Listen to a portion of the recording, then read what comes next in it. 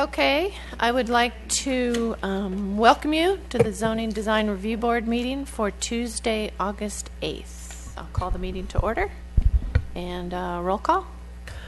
All right. Member Denton. Present. Member Laz. Here. Member Allen. Here. Vice Chair Tigert. Here. Chair Cook. Here. Let the record show that we're all here. Okay, I'd like to ask you to rise for the Pledge of Allegiance, please.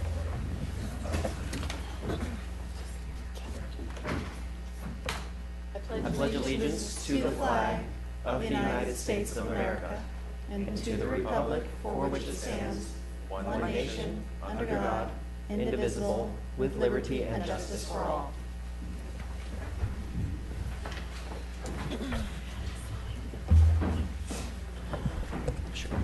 Thank you. I know. Does anybody have any revisions to the agenda tonight? Okay, would somebody like to make a motion to adopt the agenda? I'll move. And a second? I'll second. All in favor? Aye. Agenda is adopted. The approval of the minutes from May 9th. Did anybody find any things that need adjustments or changes? I didn't. No, we're all good?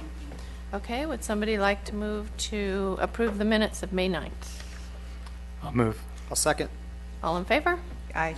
All right.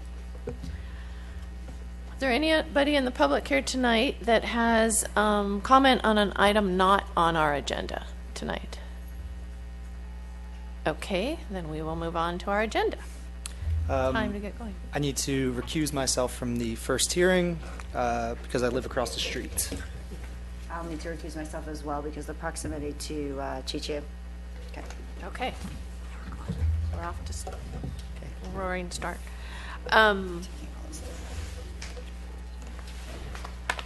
till you get go study. We will move on to the public hearings. Item 17-1355, 6770 Washington Street. The design review and use permit amendment to remove market lettering from the building. Right. Thank you, ZDRB. So before you this evening, we have an application that was submitted for 6770 Washington Street, which is the building that houses the Chichio restaurant. And the application is to remove the historic connotation of the market sign from the use permit. What the ZDRB is asked tonight to do is to form a recommendation that will then be shared with the town council as they consider this application at a meeting at the end of September.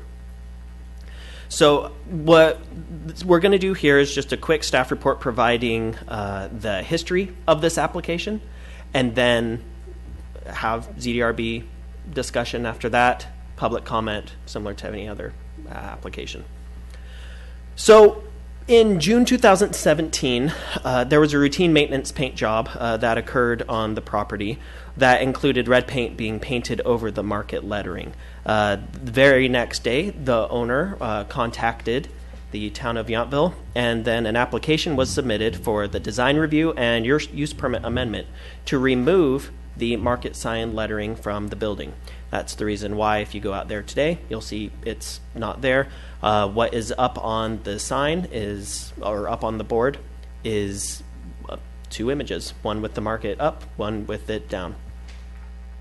Just a quick timeline on this building. It's a little history lesson. So from 1916 to 1983, the property was home to the Tinashe Market. We know that it has historically been a market. However, we don't have any concrete date on when the market sign was officially painted up there. But it was sometime between 1916 and 1983. Then in 1992, the Yountville Market received a sign permit approval for a sign that said the Yountville Market and Carry-Out Cafe. The staff report during that approval referenced an existing market sign, stating it as a historical element, but it need not be counted as a sign. As you know, whenever someone comes in with a sign permit, every business is allotted a certain square footage of sign. In 1992, when they had the Yountville Market Carry Out Cafe sign, the market lettering was not counted toward their permitted signage. However, later in 1992, the next tenant, Katz & Company, painted over the market sign. There was no market sign painted up there again until 1996, when Murray and Gordon obtained a use permit to operate a deli and market from the site. And as part of that, they sought to reestablish this market sign. Approval of that use permit to make it a market and deli, that's the change in use, so therefore had a use permit hearing.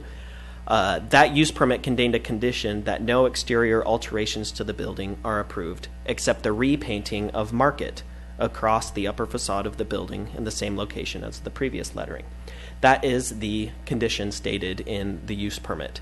Now, while it can be argued that that condition is a direct requirement to repaint the sign, going back and reading the minutes of that meeting and based on the quotations of the council and the applicants during that meeting, it could also be argued that it was included as a condition because the applicant wanted it, because they said we want to put the market sign back up. And so it could be interpreted that the condition was stated, don't make any exterior changes except for putting market back up. You could do that. Unfortunately, the records, we have minutes to go with. This is before meetings were filmed, and so we have kind of a sparse library of records to go off of. Now, the statements, in addition, it does not appear that the council required the repainting of the sign any time between 92 and 96 of the application. So that's when 96 market went back up, and it has been on the building ever since. In 2000, Gordon's Cafe obtained a use permit to convert the space to a restaurant. And ever since then, there has been a restaurant in that space. Following Gordon's Cafe, in 2012, Chichio, who's now the tenant of the space, took over and also submitted a design review application to remove market lettering from the building. The ZDRB in 2012 heard a hearing similar to this one, which then led to a recommendation to the town council.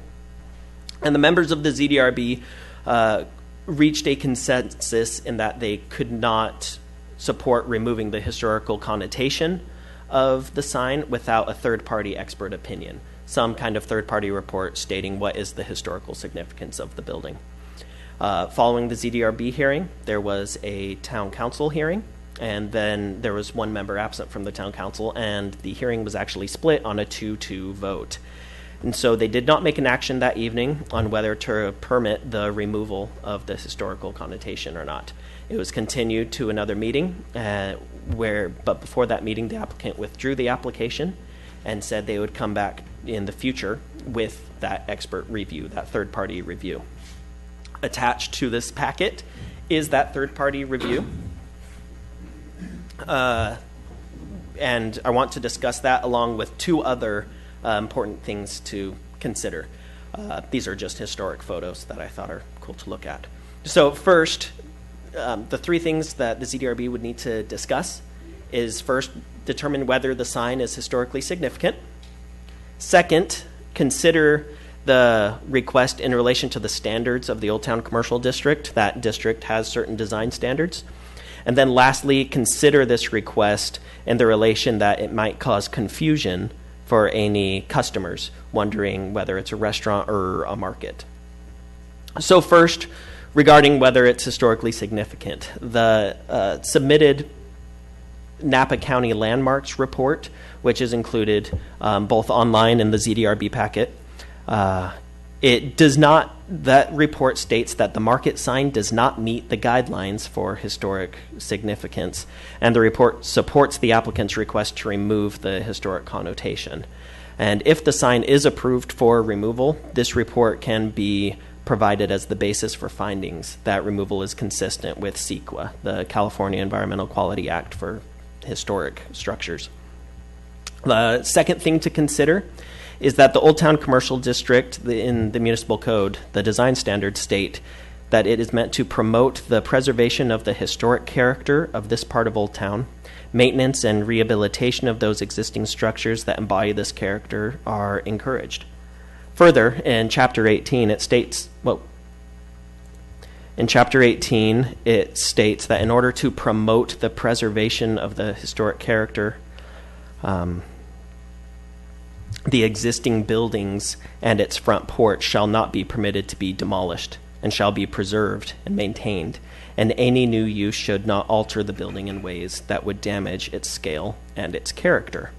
And now, while signage isn't expressly written down in that section of the code, an argument can be made that it does contribute to the scale and character of the building. That's up for discussion of the ZDRB, whether a sign can contribute to the scale and character of a building or not. And also, the property is identified, even though not on a National Secretary of the Interior's list of historic structures. It is identified in the town's historic resources inventory, where its reference is made to a food market, though reference to the sign isn't listed there.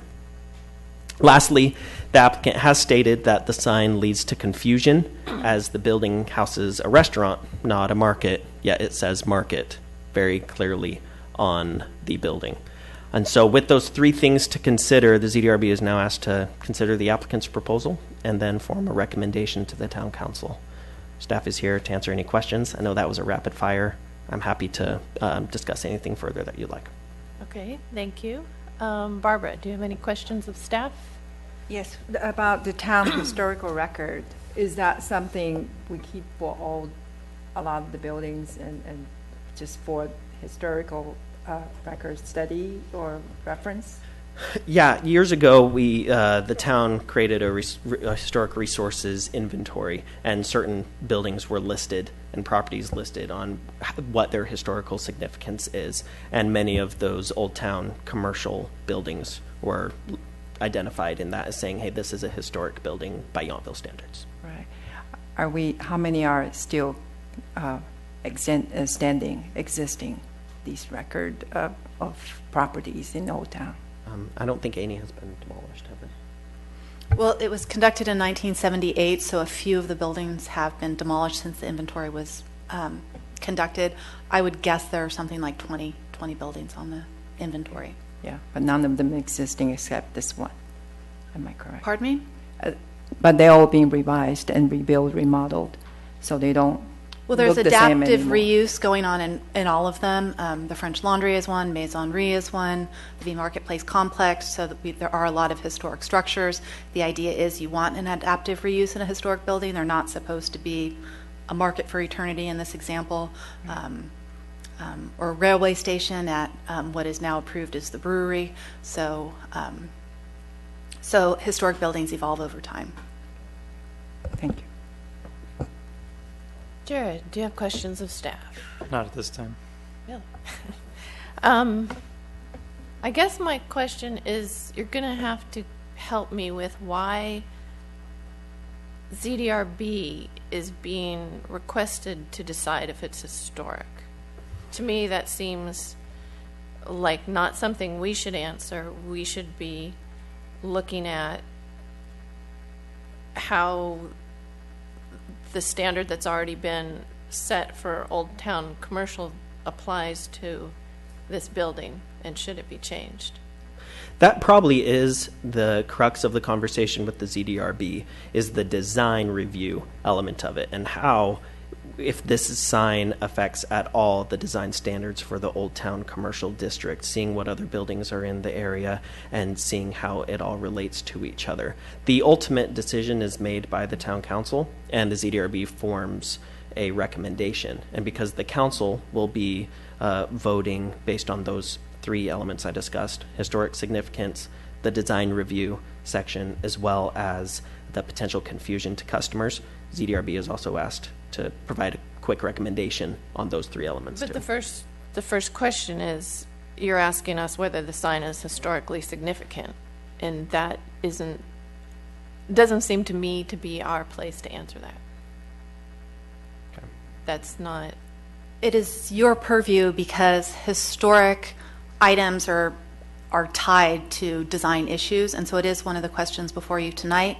In any review of a historic structure, a change has to be evaluated in terms of whether it's consistent with CEQA, and a historic building is consistent if it complies with Secretary of Interior standards. And what the report before you in the packet would allow you to do is find that the findings could support removal of market and that it's consistent with CEQA.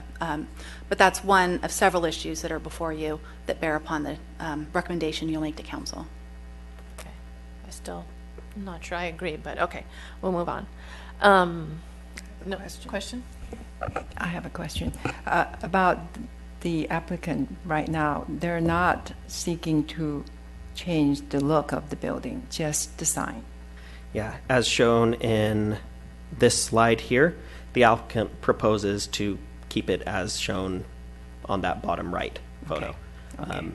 As we talked about with this building being historically significant on the town's local historic resources index, changing the facade or overall look of the building would be definitely discouraged, whereas that market sign is the question on is that part of the history or not. So we are talking about that market. Those letters up there have any significance, historical significance? And that's a lot of the conversation tonight and what the ZDRB will be discussing. Okay. The applicant, would the applicant like to come up and speak?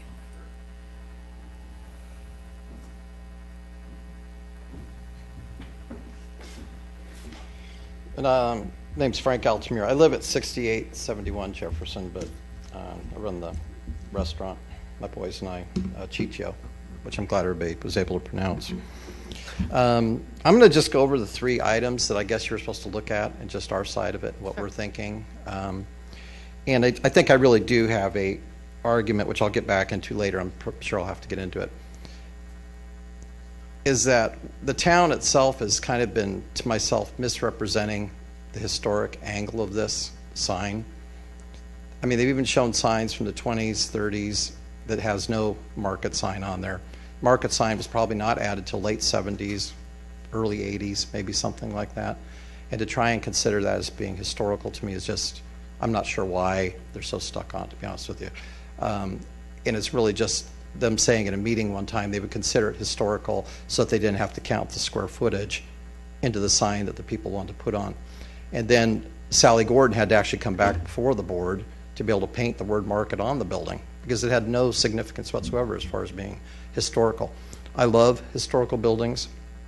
I've restored a number of them, but I like to do it accurately and not just kind of get corny and start putting things on that they did in the 70s and 80s and say that that's historical. Because the aspects that everyone was talking about in the letter that came out from the Napa Landmarks talks about the porch, the windows, the false front, all those things that make it a market and made it the historical building.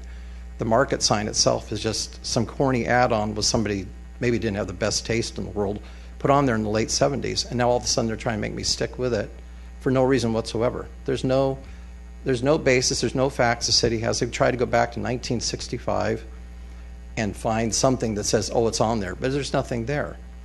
And even I'm going to go through each thing, the 3 points, and then we'll go through, and then we can understand, I can answer any questions.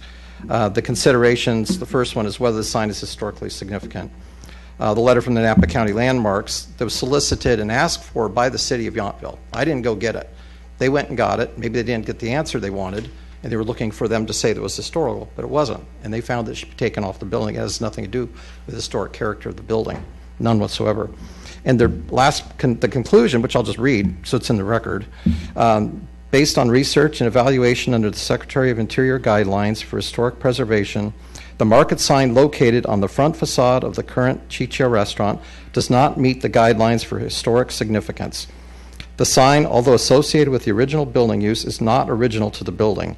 The market sign was likely added during the period of redevelopment in the city of Yountville during the 1970s and holds not historic. If the intent is to restore the Tinashe Market building under the Secretary of Interior guidelines, then the signage can be removed as the guidelines state that restoration focuses on the retention of materials from the most significant time in a property's history, while permitting the removal of materials from other periods. In conclusion, Napa County Landmarks supports the property owner's request to remove historical connotation attached to the painted word market that appears on the front facade of the building. and it's signed by Stacy DeShazo, M.A., Historic Preservationist, Napa County Landmarks. And that letter was solicited and asked for and requested by the city of Yountville to clarify the situation. And then another point here is the town historical reference in 1992 only mentions is not having to count as allowable sign the square footage. The town, again, checked back to 1965 and could find no historical reference. The sign was painted over in 1992 without permission or any recourse from the city. So it was not deemed to be historical or any at that time. It was just an advertisement on the building. Then in 1996, when Sally Gordon wanted to paint the word market on the building, she had to get permission from the town council. And she wasn't even half thinking. She thought about she wanted to do it, and then Mary Lou Holt mentioned, are you going to paint the sign back on because we like that or something like that? She goes, yeah, ever think about painting it back on because we are going to make it a market. And that was what was in the printed thing. Tinashe's Market was open from 1916 until 1983, and the sign didn't appear until the late 1970s. The zoning standards for the town council, everything that stuff here. The zoning and design standard, Old Town Commercial, intended to reflect Yountville's commercial beginnings. And this is in Chapter 17.56 of your zoning ordinance. It says, to promote preservation of the historic character of this part of Old Town, the commercial buildings in circa 1870 to 1920s, and this is per the 3/20/2012 staff report. That was our last meeting, that the buildings are supposed to be reflected in the Old Town Commercial from the period when it was most bustling, and that was during the 1870s up to the 1920s. And that's what this building would represent at that period, being from the 1920s and 1930s. And all the signage and all the old pictures that we show, there is no market sign on the front of the building. They just didn't do that in those days. The market sign, as far as being confusing, I don't know how it cannot be confusing. I mean, it makes no sense. You've got a sign that's not 5 times bigger than any sign I'm allowed to have on the building that says market. Why would you not think it's a market? It's extremely confusing for visitors, which we have a lot of into this town, from all countries, just that barely maybe some speak English, some don't. They read the word market, and what would you think it is? I mean, it doesn't make any sense. I'm not sure how anybody could think it's not confusing. We constantly have people coming in thinking it's a market. Then they close the door, drives the neighbors crazy with questions. Is the market open? When's it open? Why does it say market? Why does it not say market? And my contractor who's building the building early on, when we did not have any chains up in front of the building until this started coming up with the market stuff, there were no chains. So I know your recommendation thing says, well, how would they ever know if there were chains up? There were no chains up. We did that later after the problems started. And people would come up to him, they'd park in the parking lot, and then they come in and say, where's the stuff? You want to buy stuff? You want to do this and that kind of thing. You say, well, it's not. And then they get mad, and they don't want to leave they want to leave their car there. And a lot of people get really mad. I'm not sure why. I don't know if they've been driving around. They see it's a market. They get the kids out of the car. They go inside to buy cigarettes, sodas, water, whatever it is. And they get there, and it's not a market. And they're like, well, why does it say market on your building if it's not a market? What the hell kind of thinking is that? And then we have to explain that it's not our idea. And the people, they get mad, blah, blah, blah, blah, blah, giant markets, okay. And that's it. I'm going to conclude real quickly, then we'll get back. So I'm sure I'll have to get up and say something again if I'm allowed to. There's just no reason to have a market sign on the building. And I think that the 3 reasons for removal have been answered thoroughly. It's not like it's Knott's Berry Farm. We need to create some illusion. Our building was built around 100 years ago, and is a period it should reflect, not the 1980s or 90s. And putting a large market sign back on there, it's just corny and defaces one of the older, more beautiful buildings in town. And again, I've restored a lot of buildings, a lot of older cars, and I've always gone back to the period that they're supposed to be either restored to or erased, or the houses should have the original, like the house I did on Jefferson Street. I have found old pictures when the house was like 1 year old. We put the railings back the same. We pulled off the siding and put the scallop shingles up there. It's just the way it should be done if it's going to be right. So I don't understand exactly why I'm getting stuck with somebody's taste from the 70s or 80s, and people are trying to say it's historic. It's not historic. It's like from a couple of years ago, and in '96 they had to ask permission to put it back on. So just to me it makes no kind of sense. So anyway, you guys can talk about it, or somebody else can get and talk, whatever, and I'll answer any questions you have about it. So Okay. thank You can stay a while. Barbara, do you have any questions for the applicant? No, I'm good. Thank you. Jared? So what, is there any, it seems like throughout all of this research and stuff, there's a gap in the photo evidence, and whether there's, so it's hard to have a little bit of perspective. I mean, it's clearly it was a market, and there's an association with that, but have we pinpointed the date, or it really doesn't really even, it's not relevant. If it's end of 70s, that's fine with me. Yeah, we don't have a concrete date Yeah. when the market sign was put on. We do have photos from the old, as shown on the screen. And that's about There's it that we sometimes can- when it wasn't on during those old Okay. times, but then there were other times when it were, and we don't know the exact dates of these photos. Although I would defer to the expert opinion in the historical report from Right. Napa County Landmarks, and that's when they estimate the 70s or 80s. Right. Fair enough. Thank you. Gee. Okay, I don't have any questions. Thanks, Thank you. I do have questions of staff that came up. Is there a number of years that something has to be old, aged to be considered historic? I mean, the 70s is 40 years ago now. 50 years is the minimum period of historic, and they start considering items as becoming historic at 45 years. Okay. And does the code specifically state an era that they're aiming for Old Town Commercial? It does, that's correct. And that was, what, 20s, The late 1800s to the 20s. 1800s? Okay. Although we'll double check that. But that's Sounded part of- accurate to me. That's part of what the description of Old Town Commercial is, to retain the character of that era. Correct, yes. Okay. That is the goal and what sets this district apart from the other two commercial districts. Okay. It's in the design chapter rather than the zoning ordinance, so I went to the wrong one. Okay. Are there any members of the public that would like to come up and comment on this? Come on up and state your name for everybody.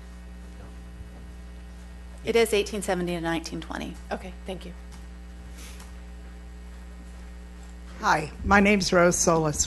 We have Ponchas, and we're their neighbors. Very nice people, by the way.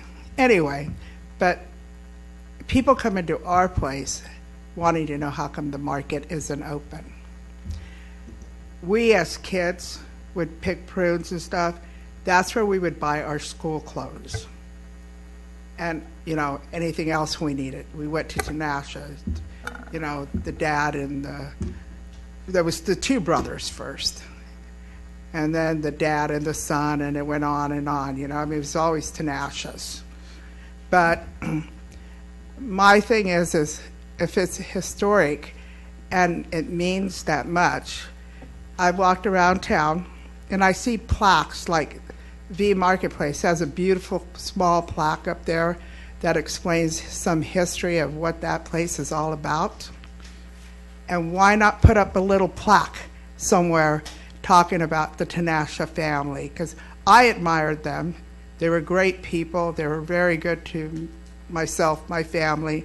Why not put a small plaque up there instead of market? I don't get the market either.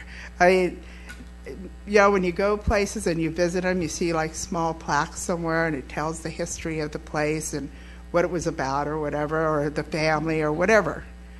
But the market, like you say, it's just too confusing for people. And people get angry. They go, well, where is the market? If the market's not there, where is the market? I don't know. Growing up, I don't ever remember seeing that big old sign up there that said market. And I've been here all my life, and I'm old. And I never saw that sign. So if you guys could explain that one to me, that'd be great. But I don't see what the problem is, in that case, when the garage got torn down, that building was historical. Why didn't they at least leave that one sign up there? They didn't have to leave the sign up there, just some of it doesn't make sense to me. And that's about all I got to say.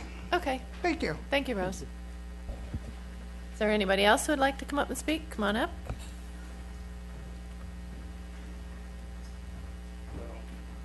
My name is Lance Tomlin. I live here in town. My wife and I moved here about 5 years ago, and we're fans of Chicho's. And so when I saw, excuse me, in the paper, I decided to come to the meeting. It's my first meeting because I will tell you, as I walk my dog every day, 2 or 3 times a day, people say, oh, where should we go? Tell us about the different restaurants. Where should we go? And I always talk about Chicho because it's my favorite restaurant in town. They say, well, we thought it was a market. I say, no, it's just it's an old sign, but it's a restaurant, and I give them the information when they're open. And so people always say, well, we would have not walked in there because we thought it was a market. We were going to go here or here or wherever. And so in just support of them, I just think that it's sort of ridiculous.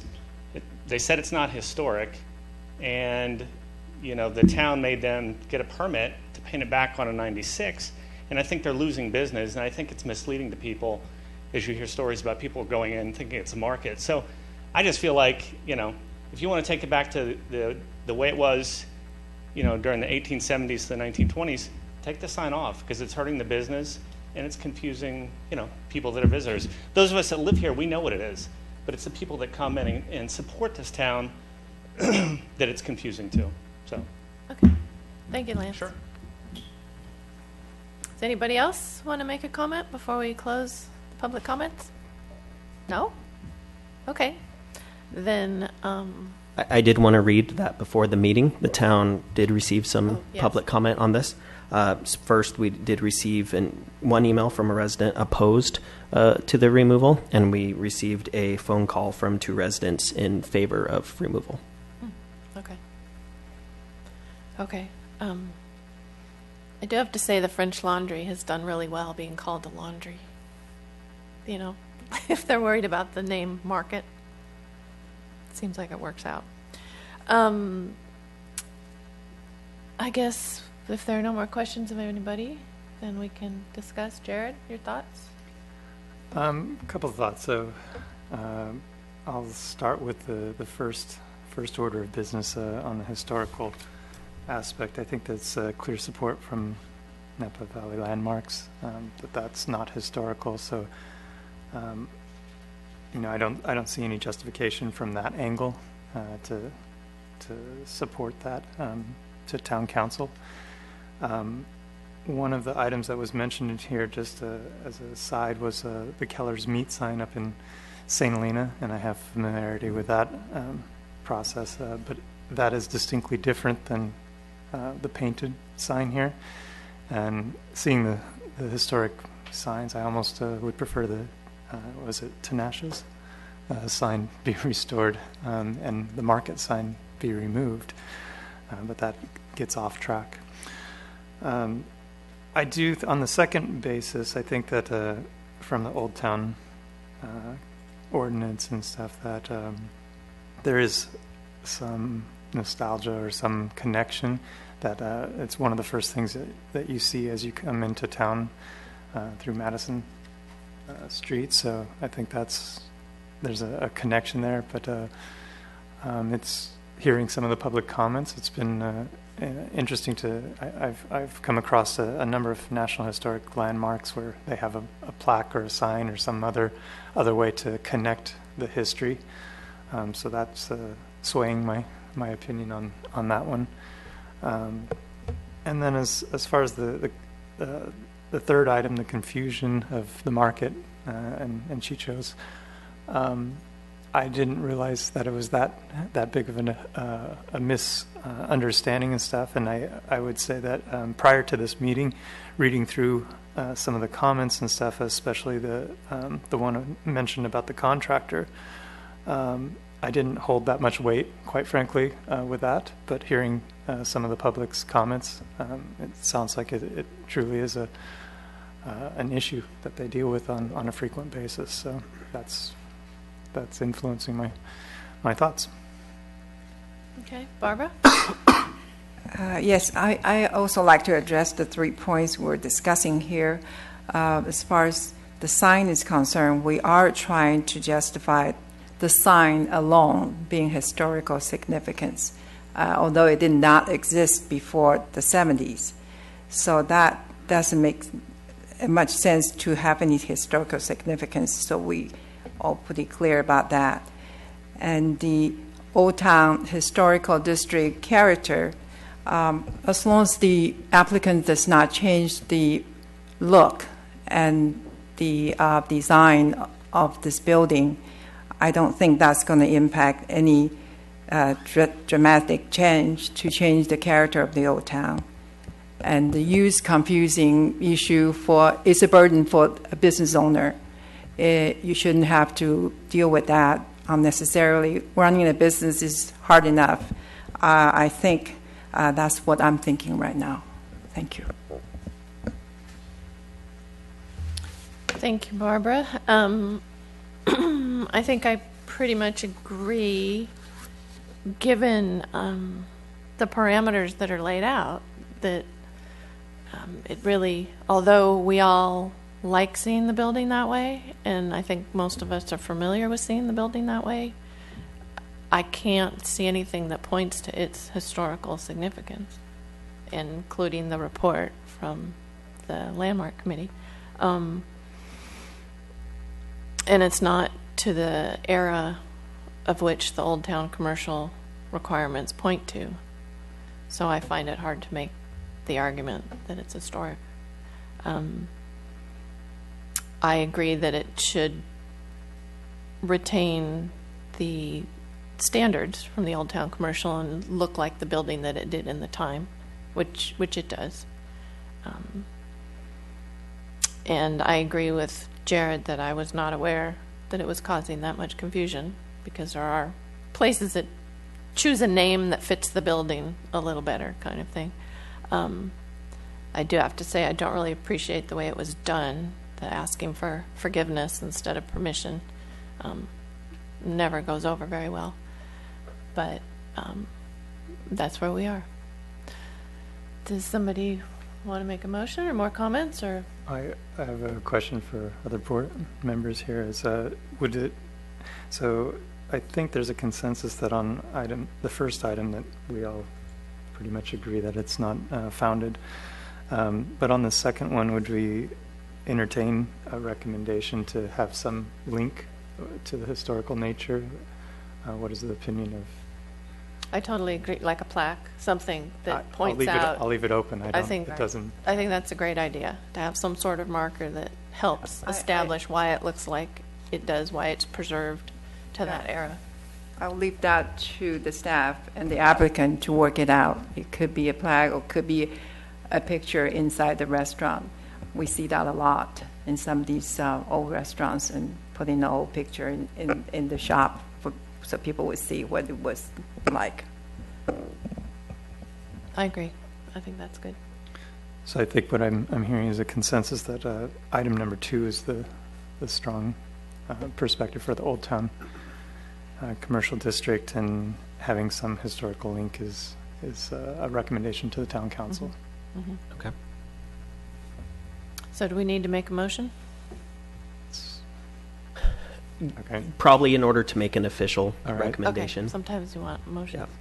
Yeah. I'll make a motion to, on the basis of the second question, the connection with the Old Town commercial, the recommendation to provide some historical reference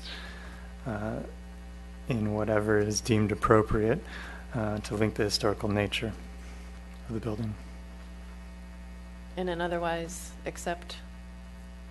And accept the removal of the market painted based on sign. The findings. Based on the thank you, of Napa Valley, or Napa landmarks. Okay. I will second that. All in favor? Aye. Aye. All opposed? No. I'll also second that asking for forgiveness afterwards doesn't go over as well. No, it does not. Okay, thank you. We can get back our members. I'll go get them.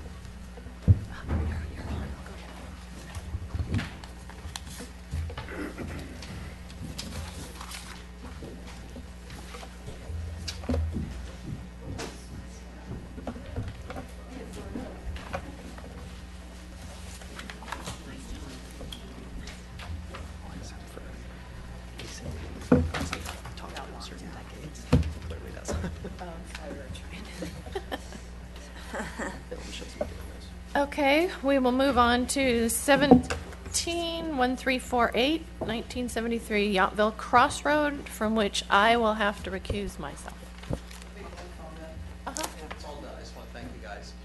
But just so you don't have a bad feeling, we didn't really, it was in the process of redoing the whole front of the building that it came up about repainting it and stuff like that. And I said, well, this is probably a good time to figure out if we have to repaint the sign or not. And that's what it was. We never intentionally or thought about just painting over the word and then try and come back and do it backwards. We were in the process of taking all the paint off and redoing the front because it was in really bad shape.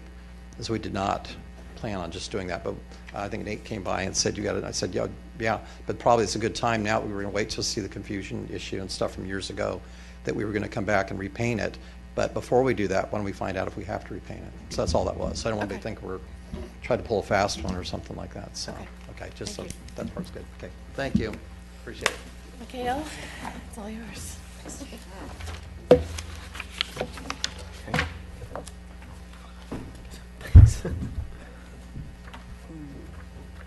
You ready? Yep. All right. Before you this evening is the applicant for 1973 Yountville Crossroad. The applicant proposes to construct a 2,078.5 square foot single family residence and a detached 200 square foot garage in the vacant lot as shown there on the screen. The applicant has come to the ZDRB before for a design in April of this year, and that initial hearing included several variance requests. The ZDRB in April did not approve those variances. They did not make the findings necessary in order to approve that. And the applicant since has made several revisions and has now resubmitted. And so the revised application is now the one before you this evening. The design of the exterior of the home remains the same as it was in the previous application. It includes white painted wood board, batten siding, white painted wood windows and trim, a painted wood shingle siding on the second floor, and a composition shingle tile roof. The foundation of the house will be concrete with stucco, and an iron railing will encircle a second floor balcony. The design, overall, that farmhouse design, has not changed dramatically since the April hearing. That time, the ZDRB did not appear to have too much of an issue with the overall farm-style design of the home, and staff is of the opinion that this style does adequately reflect the design ordinance intent of the single-family zoning district and the neighboring Old Town Historic Residential District. Now, the original application did include 5 variance requests. The ZDRB was unable to make the findings to support said variances, like I stated before, and this revised application, the applicant has addressed many of these. So first, in the original submittal, the proposed house was located only 5 feet from the property line, and it was flush with the easement line that lies in right next to this parcel. The revised application now has the house located the required 10 feet from the property line and the required 5 feet from the easement line. The original submittal also proposed a garage that would be located directly on the property line. It is now set back 10 feet from the property line, 5 feet from the easement line, which does meet those setback requirements. 3, the original submittal included 5 feet of space between the residence and the garage, and now there is the required 6 feet of space. One also notable change in the design is that there's now a deck in between these two structures, whereas the original proposal did not have that. The original submittal also included an alternate second floor plan that would have put them over the permitted FAR for the parcel, and the revised plan now doesn't have any alternate floor plan, and it does meet the town's FAR requirements. And then lastly, the original submittal included it was a 2-story residence. That is still consistent with this application, and so an exception would be necessary, making those same variance findings as we discussed at the last meeting and that are included in your staff report and the agenda packet. Now, Section 18 of the municipal code is the one that has this section about the 50% rule. as we call it. It states that no more than 50% of the single-family dwelling units on any given block are permitted to be two-story. A block means both sides of the street lying between intersecting streets, with corner houses counted on both street elevations. So as shown, here's a highly detailed map of Yountville Crossroad. And let me get out my John Madden laser pointer. This is the subject parcel being considered this evening. Both the parcel neighboring it, as well as the next one and across the street, contain single-family residential dwelling units, and they are all 2 stories. The other parcels on the block contain multi-family dwelling units and are therefore not counted in the calculation. Now, the other thing to consider, that code also provides that the ZDRB can determine which 2-story structures should be counted toward this limitation. The ZDRB may take into account things like the relative visibility, the location, the massing of existing 2-story structures in the vicinity, the width of the street, any significant vegetation, and any other factors that may mitigate the visual impact of such structures. So if, after considering all of those aspects, the board determines that there is already more than 50% of 2-story buildings on the block, then in order for the project to proceed, the ZDRB would need to make findings in order to approve this exception. And these findings, draft findings to approve the project, are included as an attachment to the staff report for your consideration and discussion.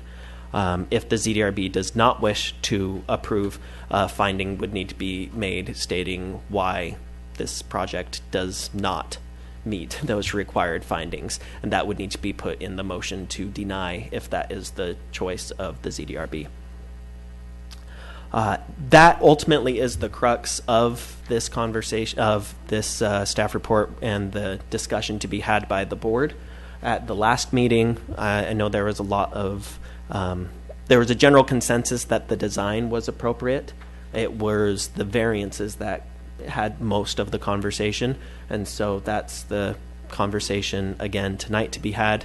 If you want me to go into more detail on the design, I can. Thanks. Member Denton, any questions for staff? One quick question was, can you clarify the overall height of the structure? On the elevations, it showed 27'6", but the line on page A3 looks to go to about 2/3 or 3/4 of the way up the rake wall. Yeah, hang on one sec.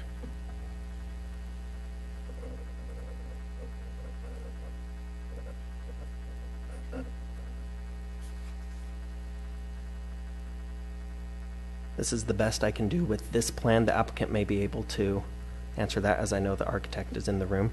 Okay. But it looks like 27.5 feet is the highest point there. And can you clarify, as the new entry trellis or pergola, different than what we saw in the previous application?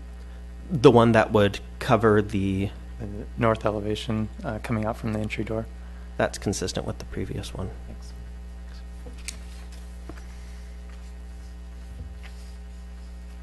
That's good for now. Member Laus? No questions.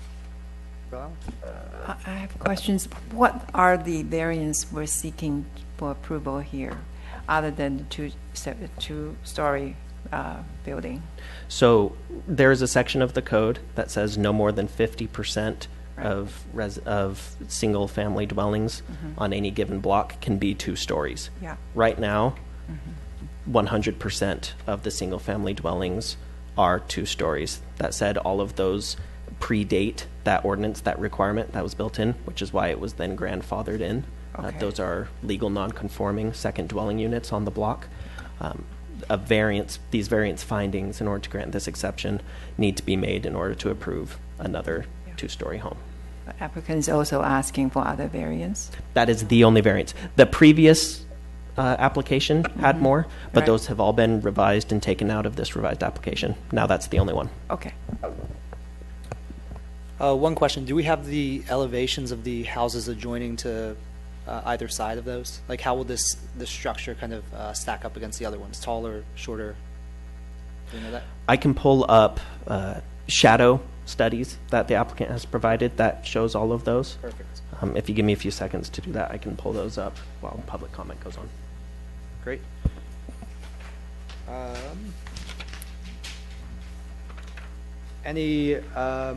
Or with that, I'll close the board. Any public comments on the application?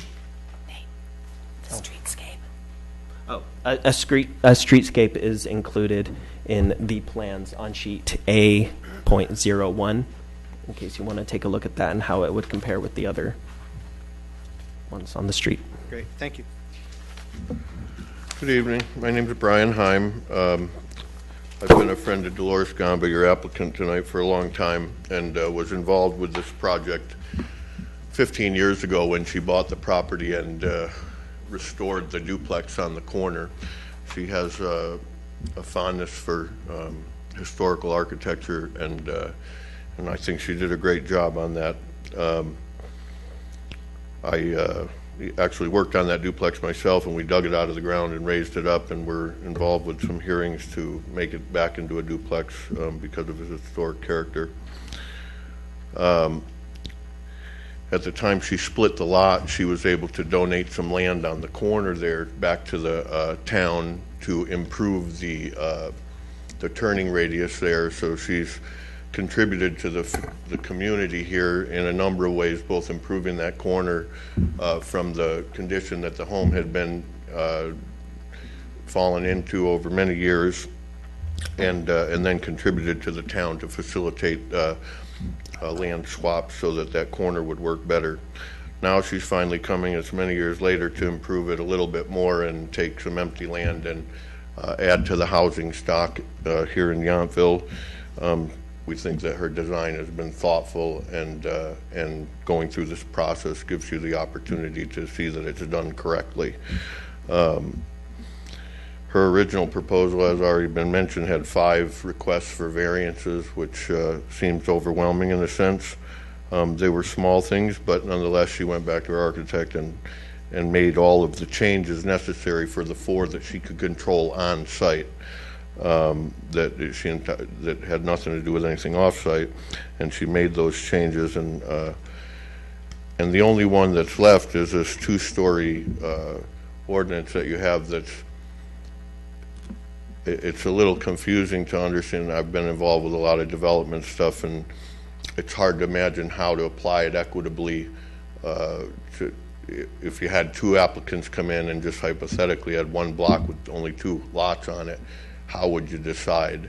And so one of the things that we know is the folks, when they went ahead and made this code, they allowed a lot of discretion on the part of this board.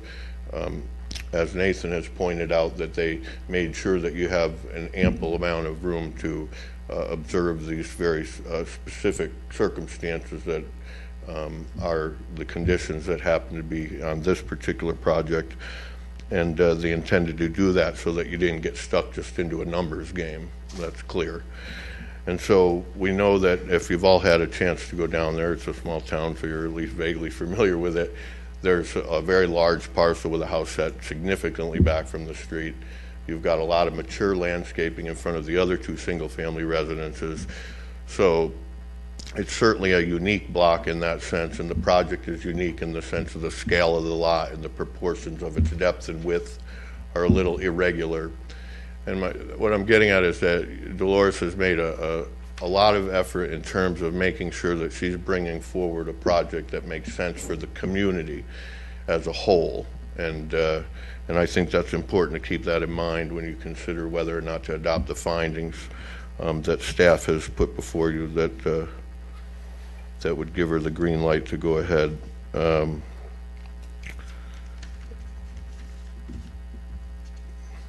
I think the most significant one, and is in the findings for granting the variance, is under the letter D. And if you allow this variance, it will allow the applicant to enjoy the property to the same extent of other property owners in the neighborhood.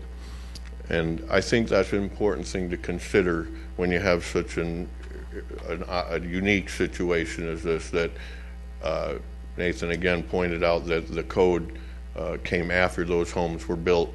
And when it's hard to find a different word than arbitrary, but it's really an odd thing to implement, because it doesn't really, it's not going to give us something that the code intended. If you were starting with a whole new block and you were very concerned with the rural character of Yountville, then it makes sense, because you'd want to stay within that scale. But under these circumstances, it's really not, it's not going to accomplish that. And it would almost seem punitive if she was the only one on the block that got stuck with a single family or a single story, single family dwelling. So that's what I think. Thanks. Thank you.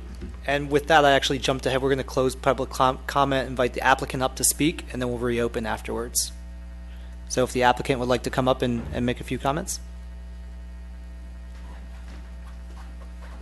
I'm the applicant's architect. Perfect. She wants me to speak.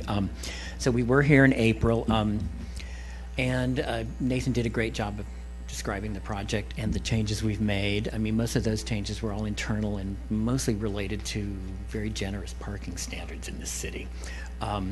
What we have changed is, well, the scale. We had to squish the ground floor, make the top floor a little bit bigger, but it's not very different than what it was. And I can answer questions about specific design features, but I don't think that's the issue.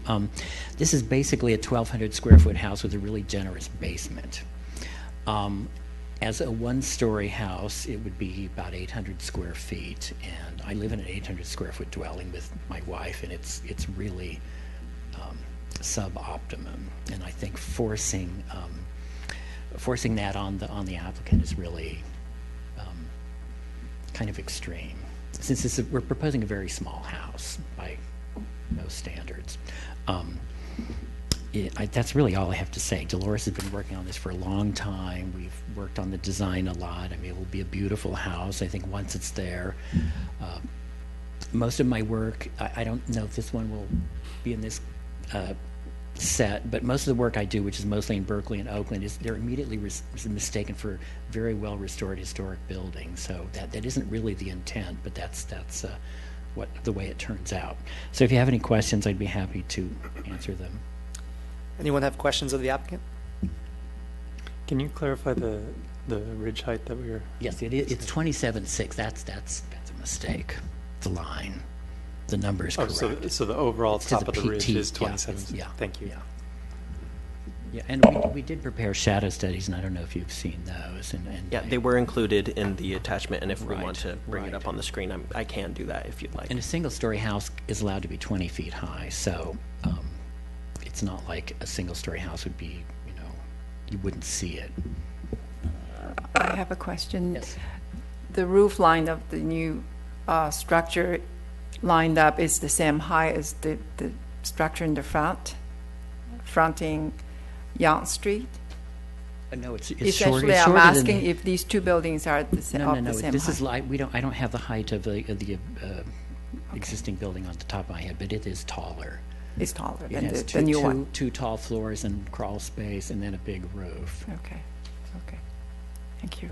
Member Laz, any questions? Thank you. Thank you. And with that, we'll reopen public comment. Actually, also here on behalf of the applicant. My mistake. If it's okay, I'll proceed. Absolutely, yes. I'm John Sharp. I'm the applicant's attorney. I will be brief, I promise. I stood up to talk because you have a letter in your materials from me. You also have a letter from your town attorney. I do not propose to argue out the legal points in those letters with either you or your town attorney. Reasonable people and even reasonable lawyers can disagree. There is one area, though, upon which I don't think we disagree, and that is that action that you take is to be supported by findings, as are set forth in your code and has been described in detail by your staff, both verbally and in the staff materials that you have in front of you. In turn, those findings are required to be supported by substantial evidence. All of that is set out in state law. I'm not going to go any further with that, but I want to make the point that we believe the record, as amended with the plans that you see before you this evening, fully supports the approval of the requested second-story exception or variance, depending on how you refer to it. I've heard it referred to both ways, but I think it's being used interchangeably. As redesigned, this is a modest home. That's about as complicated a comment I can make about design. It's not my discipline. I'm out of my element when I talk about it, but I think you can see that. I think the shadow study that's been referenced, that's not up, but I believe you have in your materials, demonstrates very strongly the extent to which this design fits within the considerations that you are to have in mind when you grant the type of exception that is before you this evening. We think the design values that are sought to be protected by the town code are addressed, more than addressed, are fully supported by the application and the design as you have it before you now. So with that, I will respectfully ask that the board approve the design and the exception as it appears before you this evening. And if you have any questions, I'm happy to attempt to respond. Any questions? Thank you. Thank you. And Ms. Gamba is here as well. If another member of the applicant?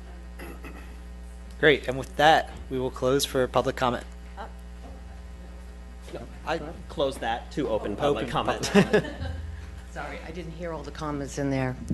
Hi, I'm Penny Proto, and I live at 1971 Yountville Crossroad, directly to the east of the property. And I'd like to speak to two things, actually.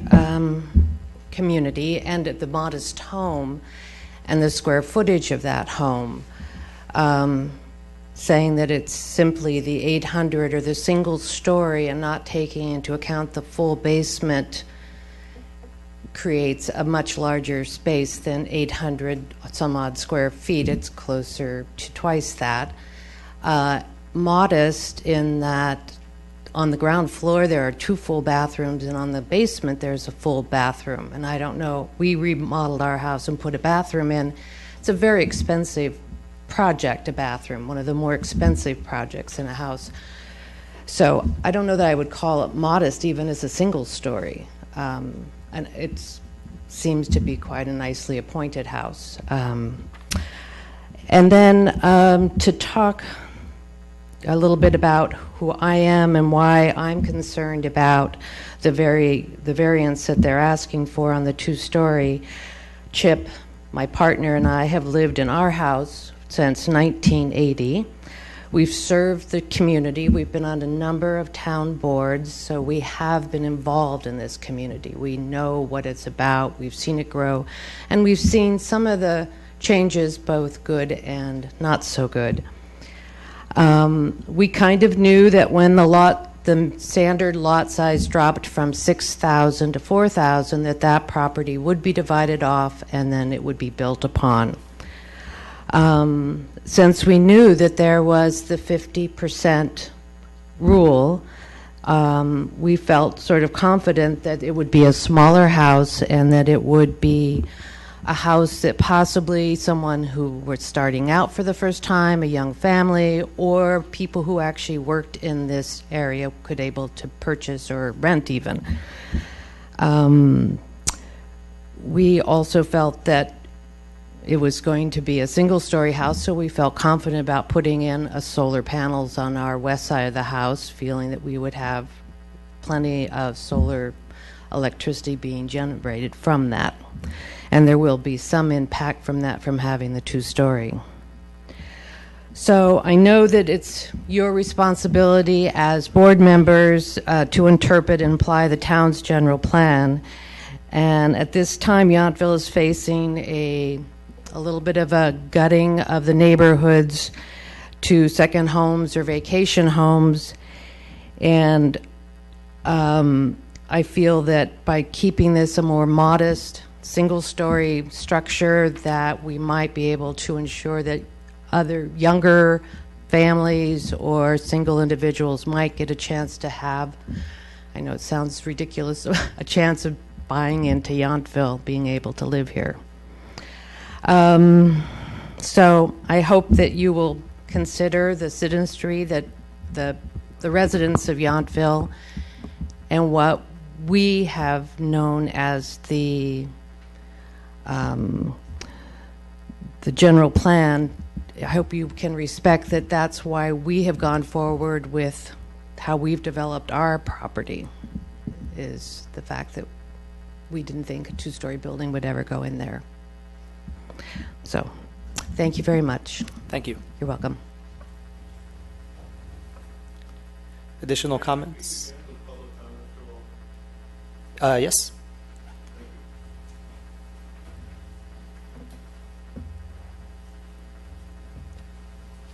Would you state your name one more time? Yes, Brian Heim. Thank you.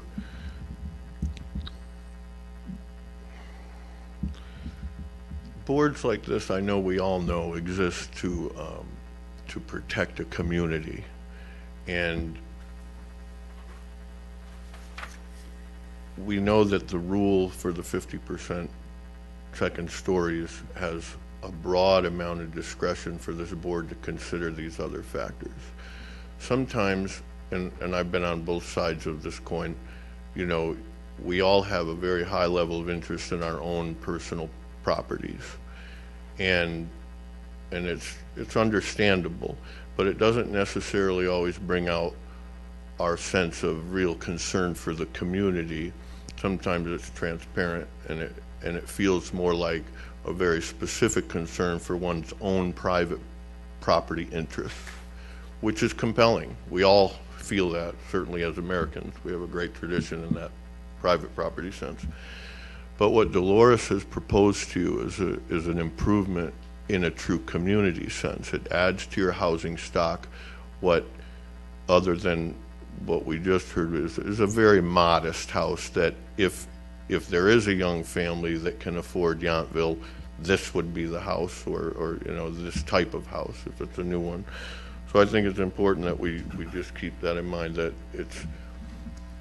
you're here to protect everybody's interests, and I think it's best served by understanding that, you know, sometimes it seems like one thing is not what it is. Thank you. No, appreciate it. And with that, we will close public comment. Yes, Mr. Vice Chair and members Yes. of the board, I'd like to make one correction for the record. Mr. Sharp brought up the distinction between a variance and an exception. And in the part of the code that requires that no more than 50% of the single-family dwellings be second story, it is referred to an exception and not a variance. It's a different code section within the zoning code. So the correction to the record and the documents provided to you this evening, the proposed variance findings should say proposed exception findings. The correct code section is 17.160.020. The findings are nearly identical to the findings required for a variance.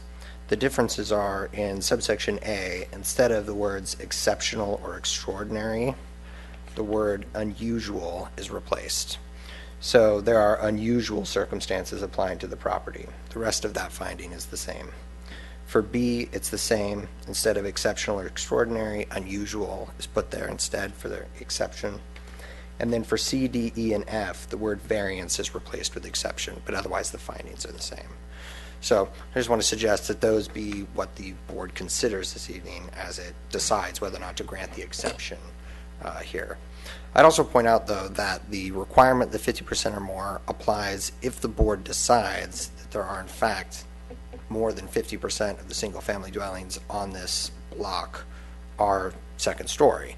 In making that determination, the board can decide to not count some of the current second story single-family dwellings towards that 50%.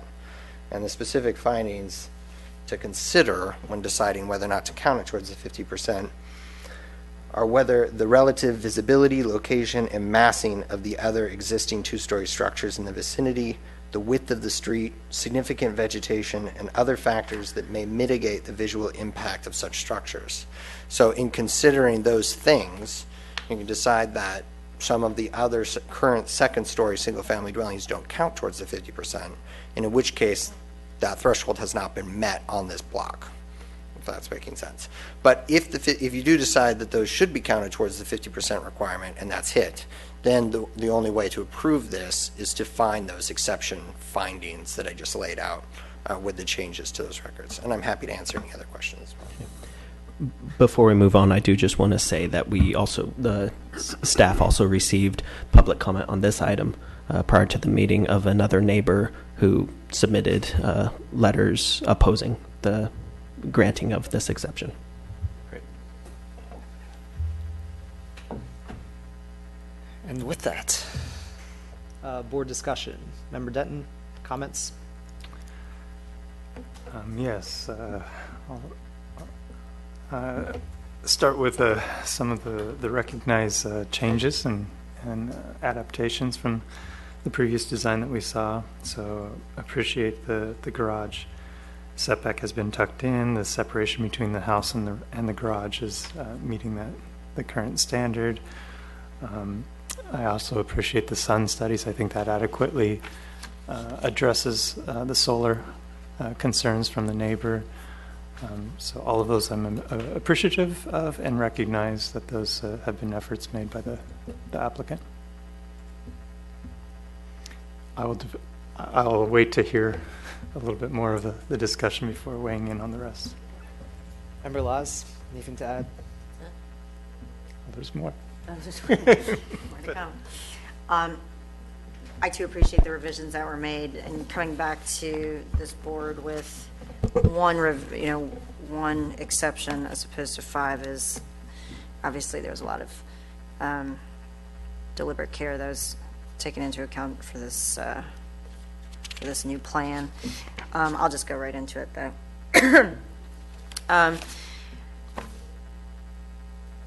In looking at the last thing that you actually mentioned, which was to kind of find this exception in regards to the visibility, the location, and the massing in relation to your existing buildings. I don't think that it exceeds what's already there. I don't think it harbors an issue other than neighbors that might not be happy with having a second-story building. I would be probably more apt to approve this as an exception. Member Allen. I have a quick question about the total square footage. The public comment said they have a basement, so this does not include in the 1,200.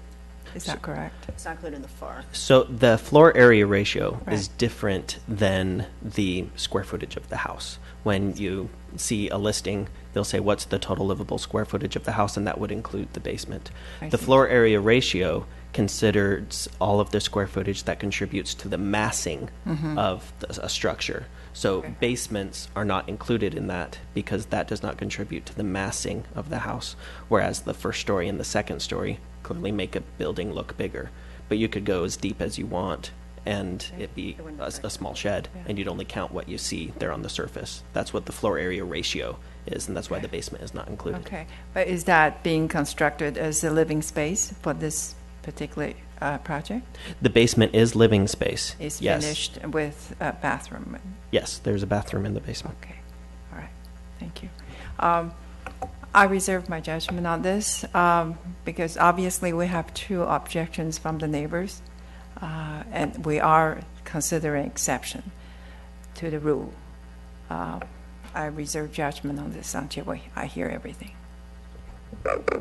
So with that, I just wanted to confirm that a single-story, single-family home can be 28 feet tall.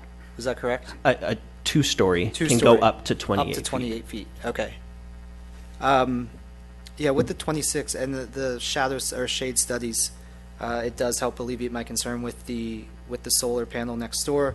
I think there are unusual situations with the property and with the adjacent properties being set back from the street, vegetation, the width of Yountville Crossroad being almost a main street into Yountville in general, that I do think there are enough unusual circumstances here to grant this as an exception. And please correct me, Gary, if I'm using these terms inappropriately, but I think we're pretty much in line right now. So for me, and again, Gary, this might be a question for you. In order to not go through all the A, B, C, D, E, and Fs, we can just find this as an unusual circumstance and declassify those houses that are currently putting it over the 50%, correct? Yeah, so just to clarify the two, the unusual is if the exception's being granted and we're going through those findings. Okay. Separate from that is you can decide based on those findings that you were just discussing, separate from the exception findings, regarding visibility, location, massing, vicinity, width of the street, vegetation, and other factors that mitigate visual impacts. Those are things you would consider when deciding whether or not to count the other single-family second-story dwellings on the block towards the 50%. So when you're considering those factors, you could say, this particular existing single-family dwelling that has 2 stories, based on those things, we're not going to count it towards the 50% on that block. And my understanding from the block is that if 2 of the other existing second-story single-family dwellings were not counted, then you would not be at the 50% requirement, and this would not be triggered. So if there are 2 other ones that the board decides, based on these things, should not be counted towards that 50%, then this requirement's not triggered, and there would be no need to go through the A, B, C, D, E specific exemption findings. And if it is the will of the board to pursue that or have open more conversation on that, I can pull up any Google Street Views or aerials to give a better idea of what the street looks like. Actually, could you? Thank you.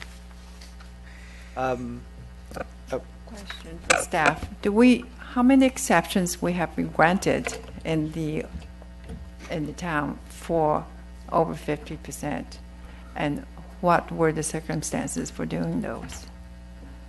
This is the first exception to come before the ZDRB, although we've been aware that it was going to become an issue at the ZDRB at some point as more and more 2-story homes were built. We knew some block would come along where it had met the tipping point.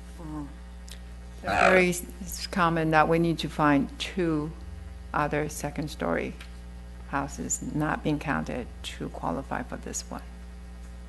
Yes. Under 50%. Yes.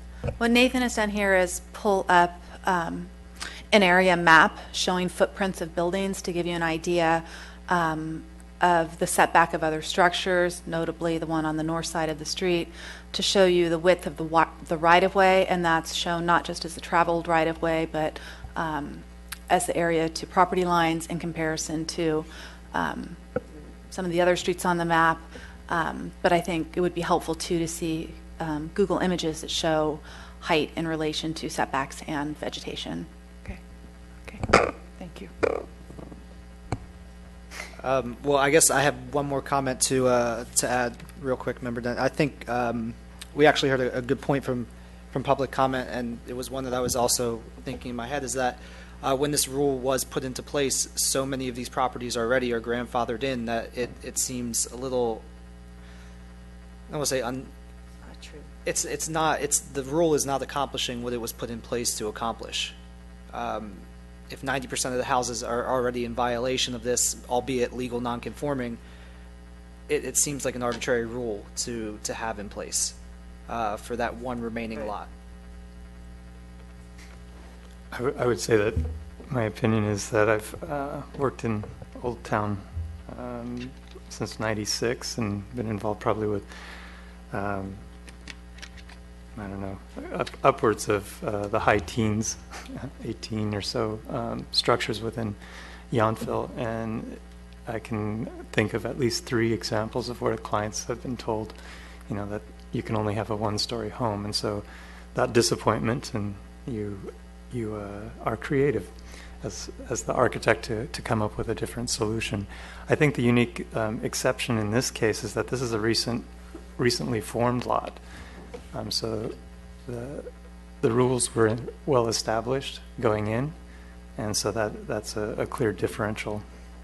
Because I know that On a personal standpoint, yeah, I think that the right place to address this is the general plan and have that formal discussion of whether the 50% is still viable or useful in today's going forward as a town of Yountville because of the lack of, or needing more density within the plan. But the clear distinction here is it's a recently formed lot, and so it's 4,000 square feet, and you knew that there was a lot of constraints. And my opinion is that we don't meet that threshold, that there is more than 50% of two-story houses within this block. So I think right now we're not discussing whether the merit of the 50%. We're discussing whether this two-story will fit on the block and addressing the neighbors' concerns.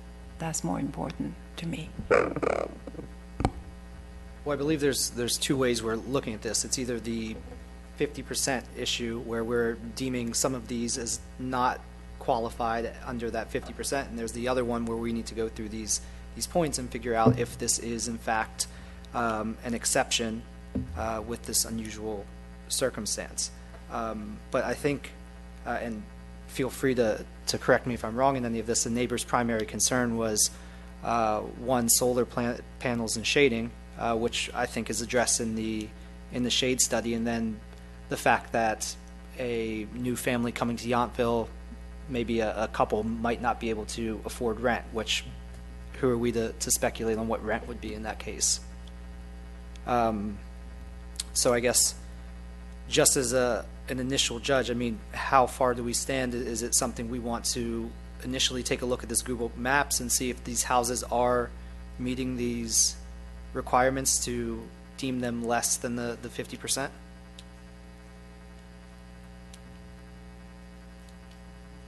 I think we need to address that question first. Okay. So obviously right there is the parcel that is in question on the same block, which is defined as everything between Yount Street there and then Mesa Court up ahead. This is a multifamily dwelling unit, so it automatically is not counted. And then the Crossroads HOA is not a single family residence as well. But if you go down the street, there is the first neighbor in this residence. There's the other one next to it here. Then across the street, and that one.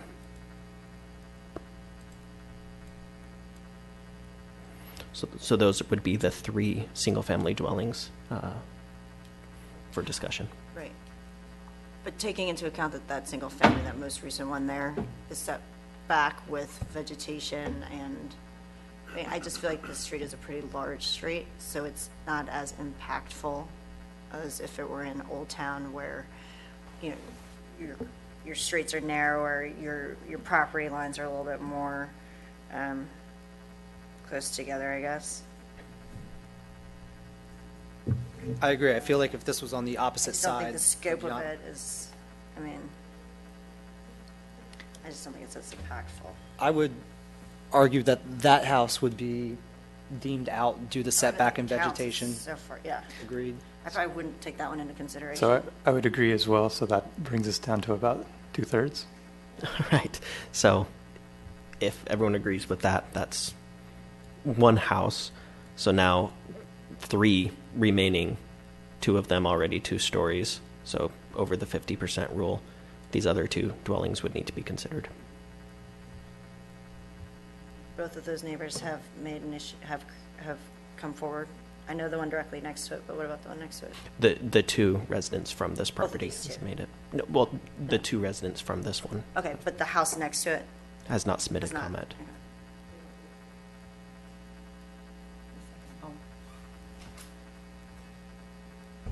They're not full-time residents?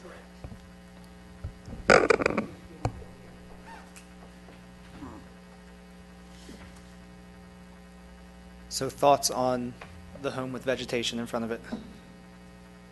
To the right. Member Laz, Member Denton, Member Allen? And to the left of it. To the right with the trees in front. I personally think, again, setback and vegetation with the way Yountville Crossroad is, and it's not, to Karen's point, I think, to what you were trying to say, it's not, a residential street where it is to a point, but it's not used as such. It's used more of an entrance and exit at the town.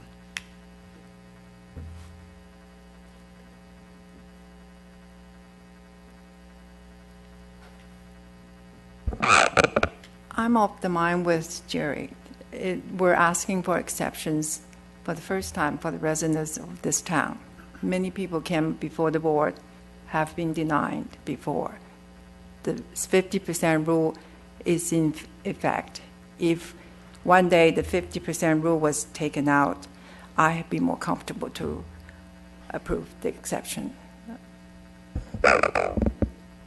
I think what we're discussing now is whether the 50% rule should even be in effect because the houses don't meet those specific standards. For instance, the one with the setback and vegetation, and now we're discussing the other two properties, whether or not they meet the requirements to be considered, or if we can find an exception.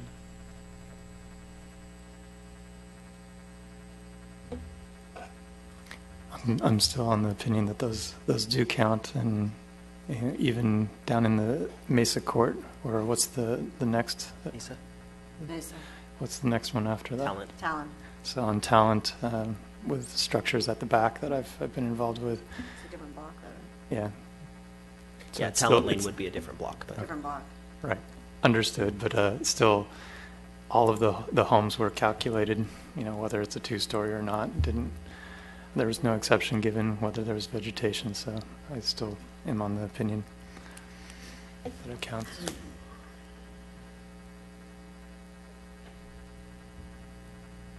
So if we can't collectively agree on this, then we have to go through the lists A through F to see if there's an unusual circumstance to make exceptions. Do we want to go through and prove either way? Because as stated by town attorney, we do need evidence to support or not support the applicant. I would just throw a general comment out here that there are other ways to come about this. Applicant could do a story and a half structure where it's not a full two-story, something where the pitch of the roof is the predominant feature, and you still were able to work within those roof lines. I would even support maybe extending the basement and expanding square footage on that way, but it's the overall massing of the structure that I'm having a difficulty with. The 10-foot top plate up on the second story seems more than normal. It's the overall structure feels top heavy. Just speaking from an architectural standpoint, there's no this elevation on the north elevation.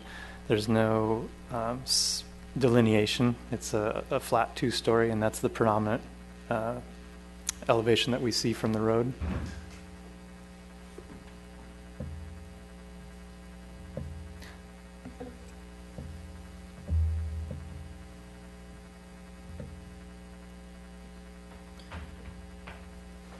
What's the distance of the roof? Do you know the distance of the house that's on the corner of Mesa and Yountville Cross in comparison to the distance where this house is? The one with the shrubs in the front, the one in the Mesa corner and... the setback Yeah, the between setback. the Where's house. the setback I can now? look them up real quick. It appears to be less than 20. The one on the corner of Mesa? Both of the houses, the Both of them two-story are less there, than- look like they have less than 20 based on the shadow study that had setbacks to the proposed residence at 20. It's not the same building line. Okay. And that shadow thing is not actually necessarily the scale of our house. Please come up. If they're okay with it. Upon looking at the shadow map, our house is out of proportion to what it is shown on there. So I don't know, to what degree statistics were done to get the information, but it is a smaller house than what it shows on there. as the picture that you had of the layout of all the properties in the houses. It also makes our house set much further to the east than it is from the driveway. So there are a few things. Great, thank you. And we only have one dormer on the west side, not on the east side. Thank you. Yes, if the architect could come up and comment on the scale, please. Yeah, this is drawn to scale. I mean, of course, we didn't measure all the houses, but this is from Google and scaling. Our drawing is accurate to the design. Basically, the shadow study, there are shadows in the late afternoon at certain times of the year. Of course, there are no shadows possible in the morning hours because the sun hasn't turned west yet. So I don't think it's a huge impact on the solar panels. Great, thank you.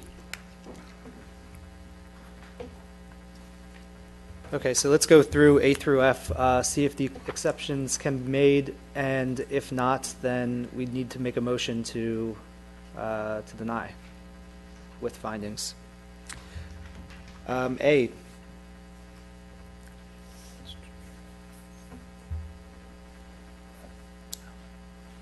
So the unique small parcel and the shape of the lot. Do we think there's enough grounds here to make an exception, an unusual property lot?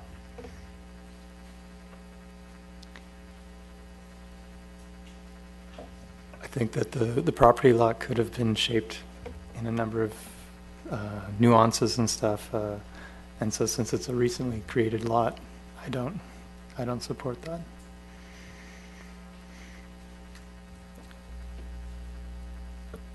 Member Laws? Thinking. If I can, Mr. Vice Chair. Yes. Just to clarify what the board's considering right now, subsection A of the exception requirements in 17.160.020, there are unusual circumstances applying to the property involved. That's what the board is considering right now? Yes. Okay. Yeah. That's good.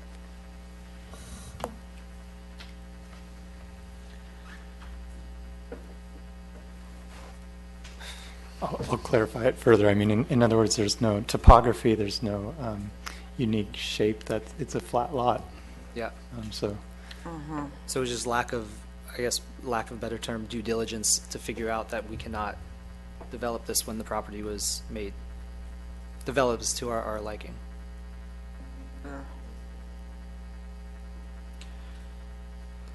Point. It's definitely a difficult one to make an argument. I think the route, if we were going to find a solution to this, would have been on deeming 2 of the 3 houses That's about, yeah. as not part of the 50%. But I'd have to agree that it is difficult to find an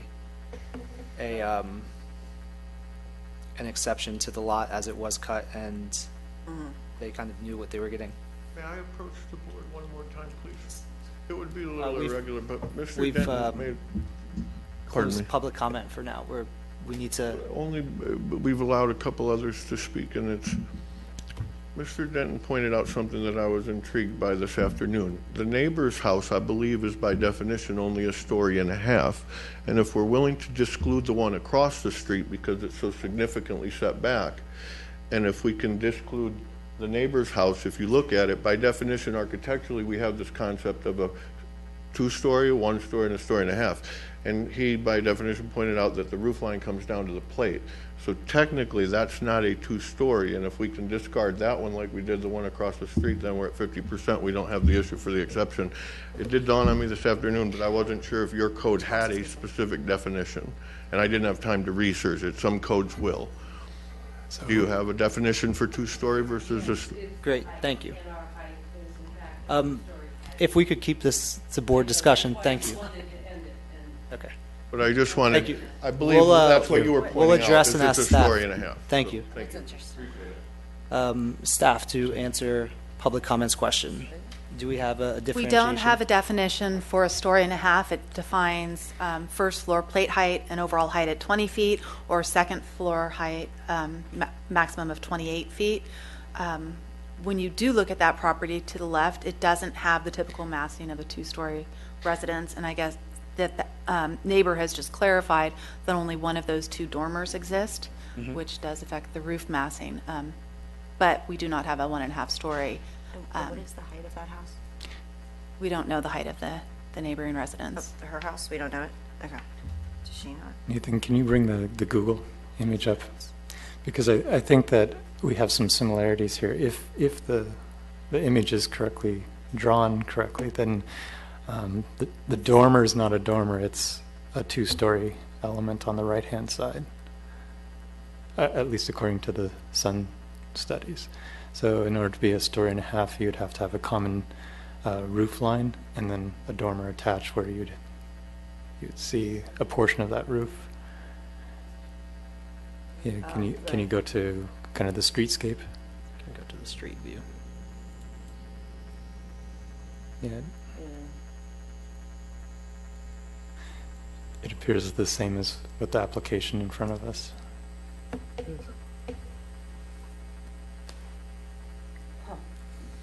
So then, in that situation, not even the 1.5 story solution would prove a solution. If that portion of the second floor was set back, say 3 feet, and the lower roof was able to continue through, I would say that that's a 1.5 stories. In other words, a dormer was attached. It's not part of.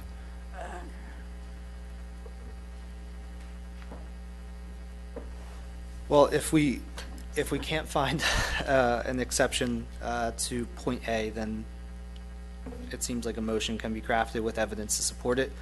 I would have liked to found a solution for the deeming 2 of those 3 properties is not fitting in, but without the board agreement on that.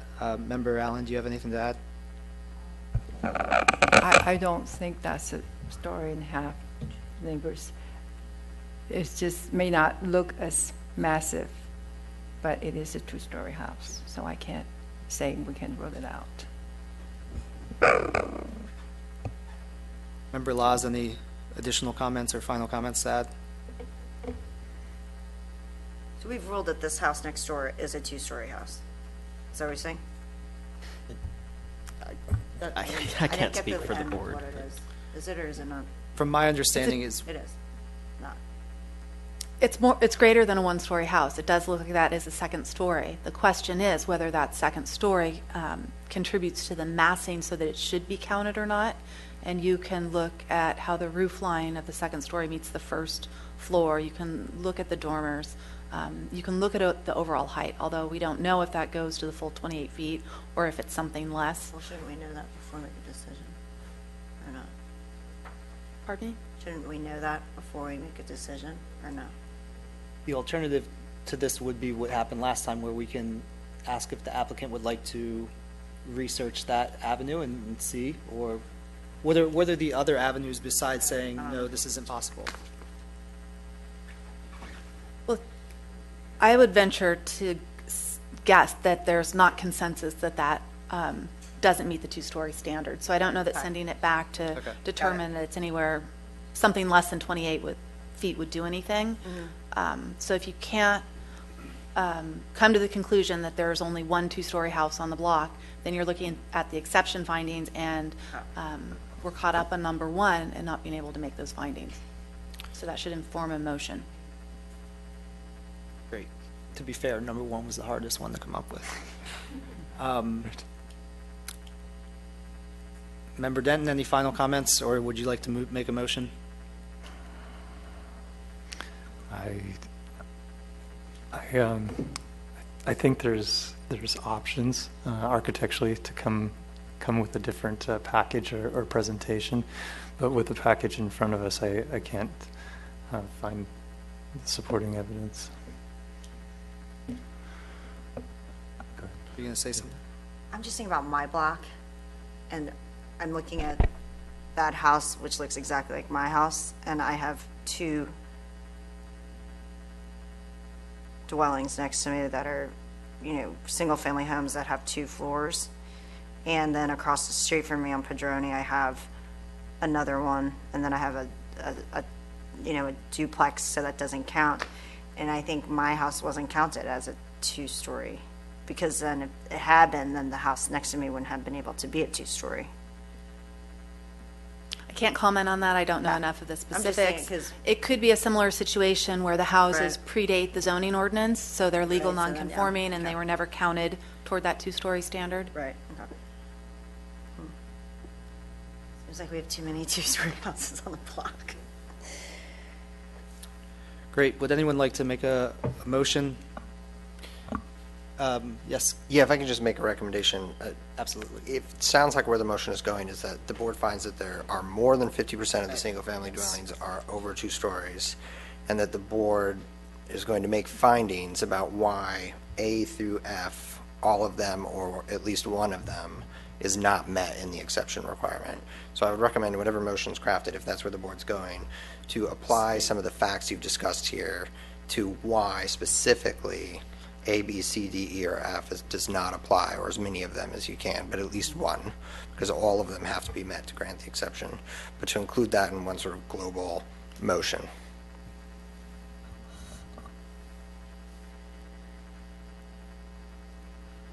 Well, A alone, doesn't meet the criteria, so that in So itself is Yeah. the deal breaker, right? So Member Denton, would you like to craft this since you've, Yeah, I'll Make a make an motion. attempt here. So I'll make a motion that let's see, let me craft it here. That is the pursuant to 17.152, correct, or 16160? Yeah, 17.160.020, but also initially a finding that more than 50% of the single-family dwellings are second story. Correct. So a motion pursuant to 17.160.020 of the municipal code. The specific item A, that the board has deemed that the structure on the north, for the record, was considered as a single story, and the 2 structures on the south adjacent to this parcel were considered 2-story. And with that calculation, we were above 50%, and therefore a single-story residence is what is allowed. sorry, does that work? Yeah, and then I don't. discussion. Yeah. Yeah, we can continue discussion on B through F if that helps to. So that sounds like the first part of the motion, or you could do this in 2 separate ones if you want. But then specifically why, based on your discussion and the facts, A, B, C, D, E, or F. Yes, so now the motion would continue with why we found A to be not relevant. Not applicable, I'm sorry. Right.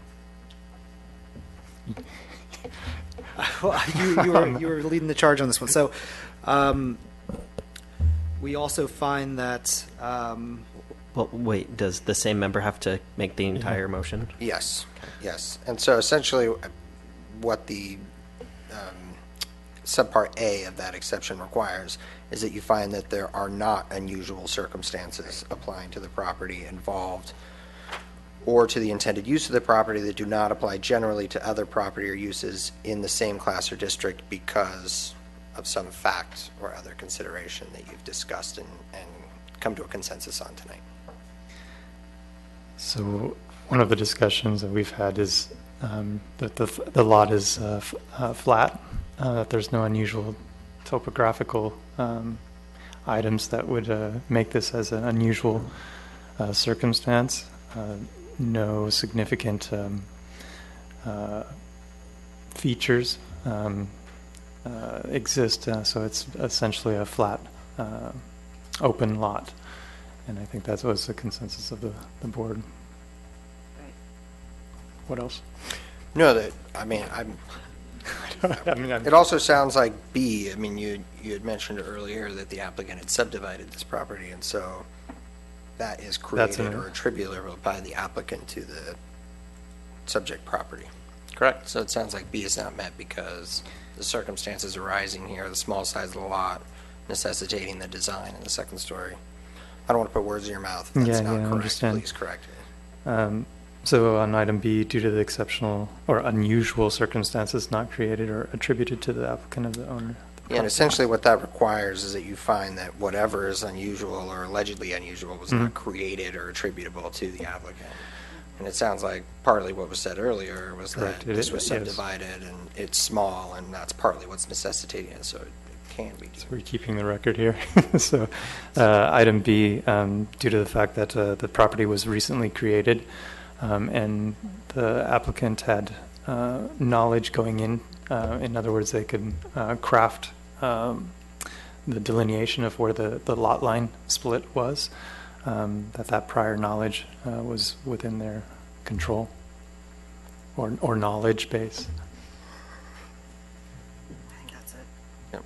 There's other ones too, you can. Yeah, could you can make consider. additional findings if you want, or just end your motion on that and ask for a I'll- second. It's whatever you want to do. So based on A and B So- not being met, the requirements of the exception cannot be found based on the discussion. So I know that's sort of a long-winded motion. Does anyone need that clarified, or everyone seems to know what you're moving on? More than 50% of the I'm single-family clear as sectors. long as you have everything you need. I'm clear on what the movement was. A second? I'll second it. All in favor? Aye. Aye.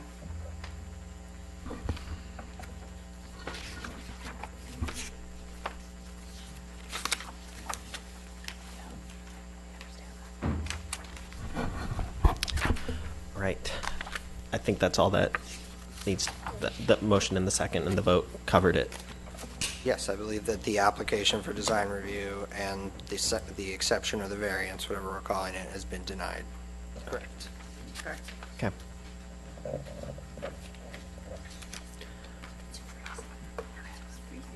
Okay.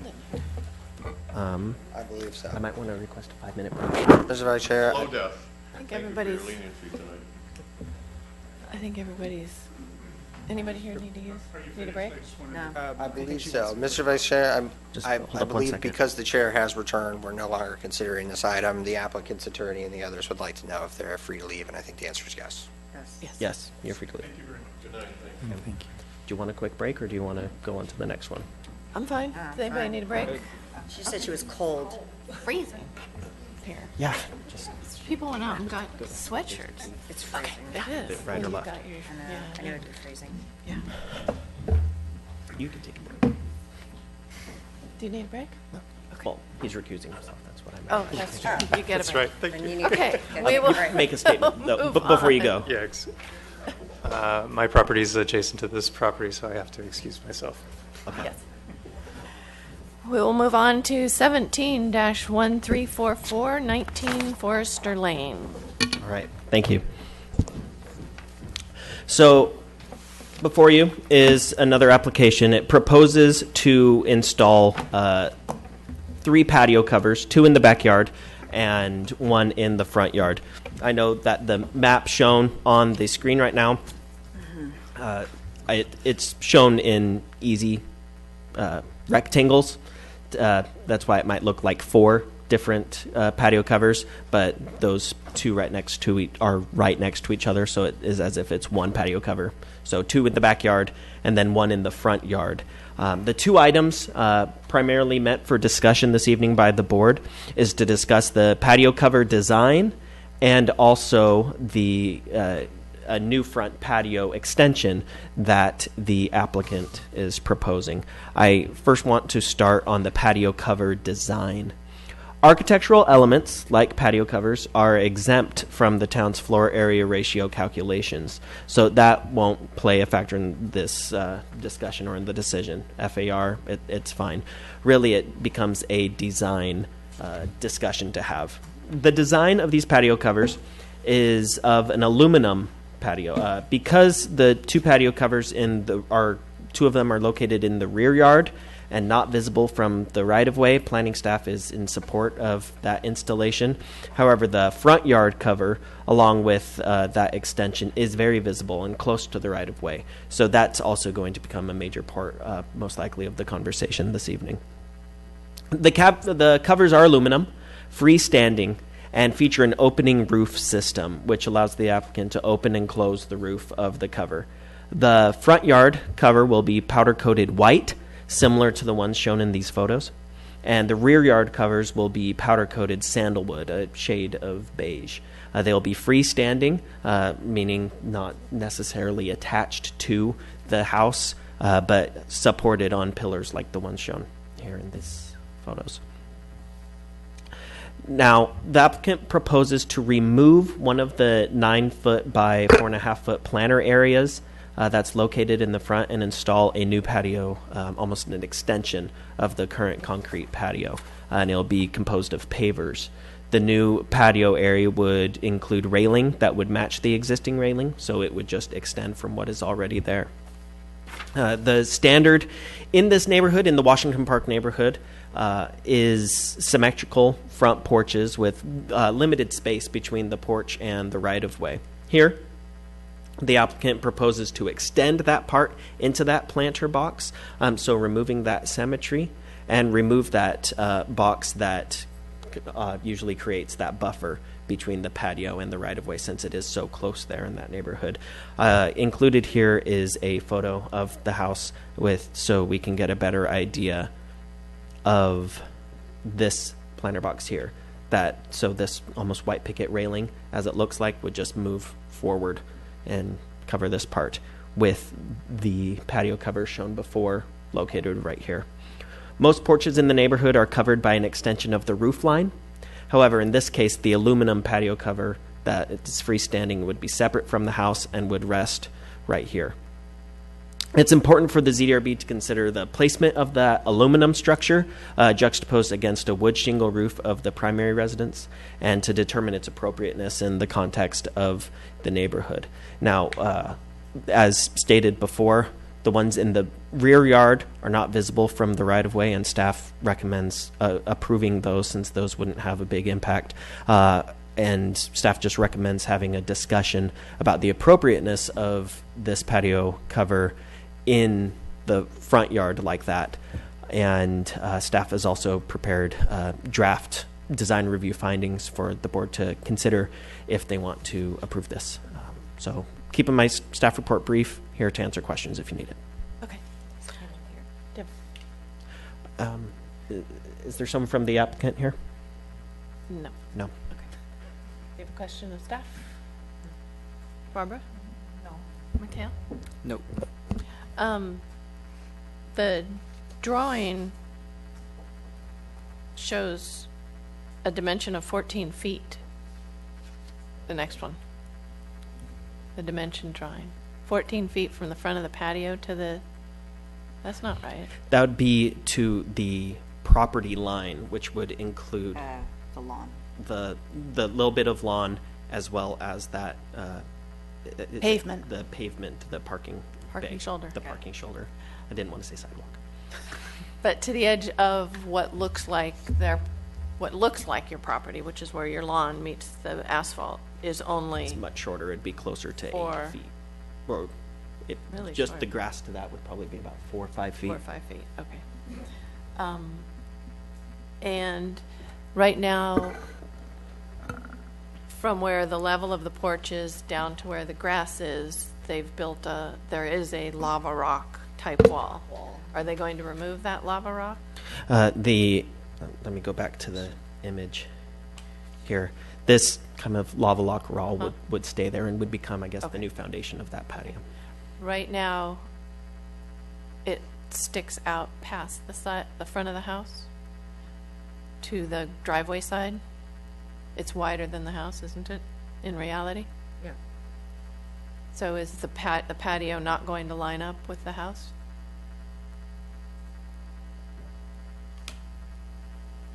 Is that drawn correctly?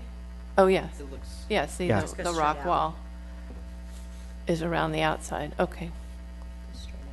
Okay, so it'll be to the inside of the rock wall. Yes. Okay. There we go. Okay. And we do not have the applicant here. Anybody from the public want to comment on this project? Okay. Just hurry up, right? Okay, so comments from the board. I just have one question with this louver ceiling, did you say that can actually close, can be like seam on seam and actually, Yes, so I'm totally right close. here where it kind of is that open kind of Right, so those slots can in all it. You can press a swing. button and it will swing. Like a louver. Yeah. Yeah.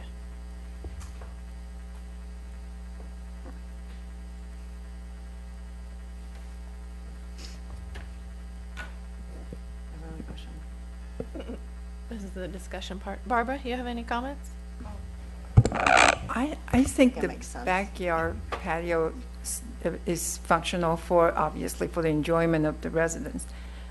The front yard cover, it would change the landscape of the neighborhood, would not? And I don't see much benefit, actually. People not going to sit out there on the street. And for them to do that and change the look of the neighborhood, I have reservation for that. Mikhail? I agree. I think adding those two in the back give you the option to both shade and get sun with the roof line. And I do think the symmetry in the front wouldn't fit in with the scope of the neighborhood. I don't think the materials would either with the aluminum roof. So yeah, I don't see that fitting for the front part No. of the application for me. Okay, thank you. I don't have a problem with the asymmetry. I don't think, even though painted white, that it fits in with the neighborhood with the way it should. I could probably approve it if it was wood. Or they added a bit of a roof line, so a wood something with a bit of a roof line, so it doesn't look so added on and not integral to the house. I agree with everything you guys said. Okay, want to make a motion? Well, somebody has to. Barbara? Mikhail? I'll move that the application is denied as presented unless You could, You can't. not to, again, put words in your mouth, but you could do a partial approval saying the backyard of the back ones is- could be approved. Okay. However, the front yards are not. You can make a motion to that. I'd like to move that the two patio additions in the back be approved while the addition in the front is not. Be removed from the Be application. removed from the application. Okay. Second? Second. All in favor? Aye. So it passes unanimously. I mean, the motion passes Modified, unanimously. yeah. Yes. Did you have Okay, a thank you.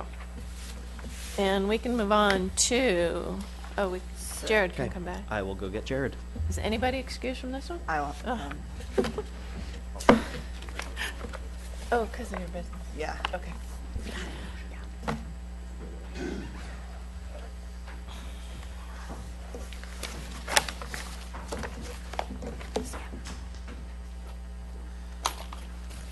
I couldn't find a screen on anywhere to watch. You couldn't find what? A screen on?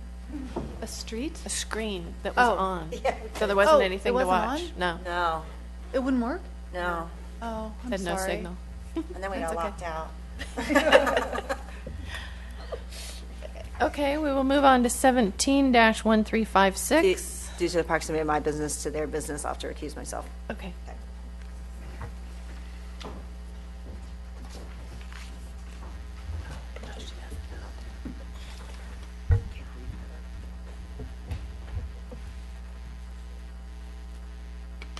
Good evening. Whenever you're ready. Tonight you have before you a request for a master development plan amendment that includes design review before you tonight, but when it goes before the town council, it'll also include a use permit.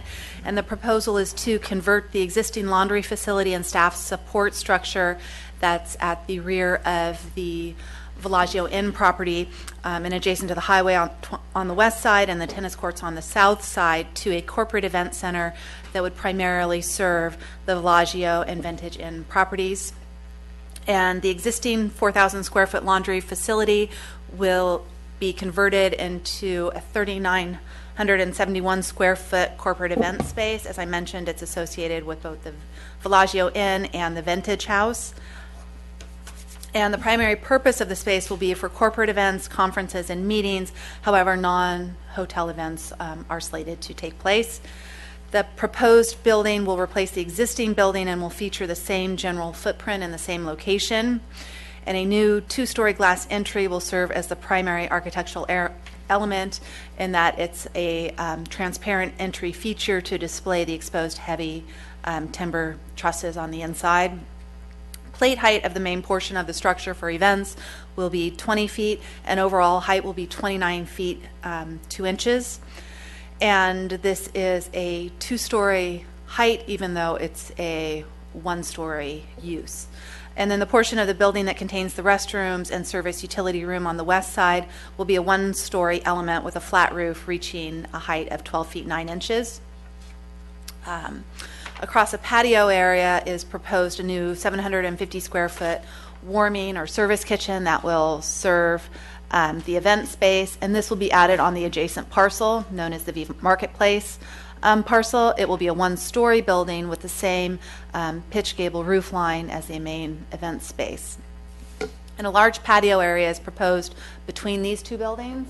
Get you to a better overhead. So I'll use this one, which is the rendering or illustration. So what you see in the center is the large patio area that would connect the kitchen on the left to the event center on the right. And it's intended to be one of the main outdoor areas, although 3 are proposed. Metal trellises will be trained with vines, and they'll frame the patio to create this outdoor space, this outdoor room. And an indoor-outdoor fireplace on the west elevation of the event space will anchor that patio area. On the top of the drawing here, you see the entry court and the pre-function patio, and this will serve as another of the outdoor areas and provide the main access to the event facility. Lastly is the event garden on the right side of the building, or the east side, that will replace the existing tennis court, and it will feature a trellis on the north end and a concrete seat wall and other lounge areas. And the southernmost portion of this lawn area is within the Mulberry Street Extension View Corridor, which I'll describe a little further later. So the design of the proposed event center is very similar to other improvements that have been approved and will soon be under construction at the Villaggio Inn property, intended to bring more of a Napa Valley agrarian vernacular to the site. And these elements include reclaimed wood vertical siding, standing seam metal roofing, metal frame doors and windows, the metal trellises in the garden area, as I noted, and a stacked stone fireplace. There are also proposed changes to the existing pedestrian and bike path and the associated easement that runs between the existing laundry facility and the tennis court. And I'll go back just a couple of slides so that you can see where that runs here. It goes directly between the two buildings in order to connect with the covered path that runs through the parking lot. And a new service path is proposed to the west of the event facility, if you go back to that other illustration.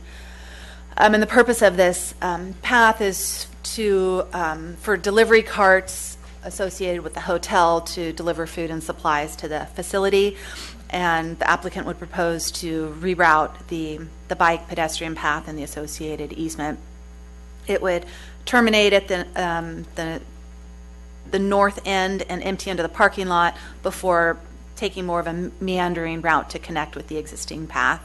You can also see here that the parking lot that's located to the top left of the proposed facility will be modified to accommodate the new kitchen, and 13 of the individually accessible parking spaces will be removed and replaced with 11 employee tandem spaces.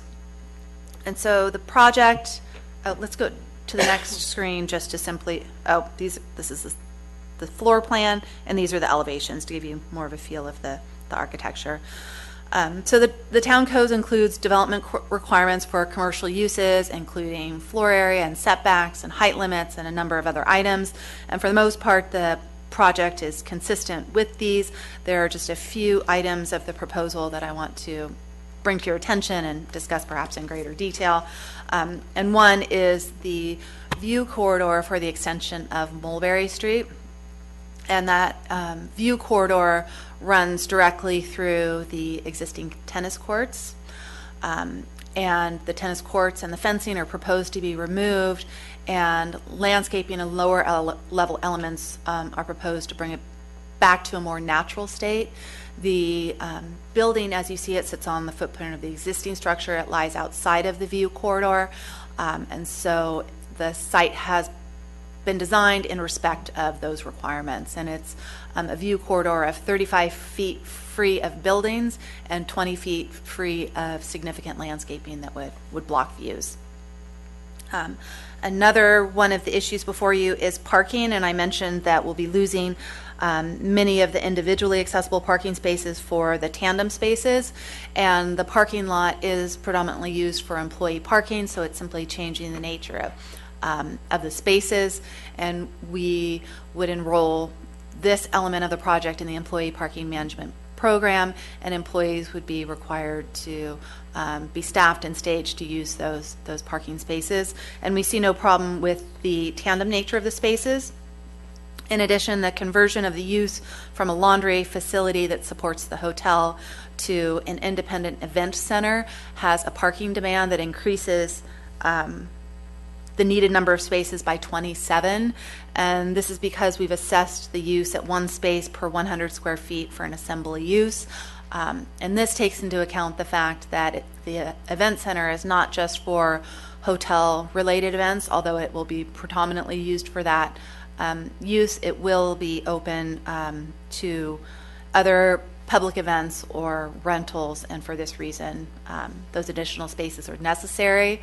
We looked at the parking impact and what it means on the Villaggio properties more comprehensively, both the Villaggio and the V Marketplace, and there are enough overflow spaces that could be accommodated to this proposed use to accommodate the demand, and it leaves approximately 4 additional spaces for additional reprogramming on the property if necessary. So we find that that too meets the standard. We really only have one concern with the project, and that is the proposed routing of the pedestrian and bicycle public path, because one, it would be shared with hotel carts and other hotel uses that could create a conflict that doesn't generally exist now on the easement.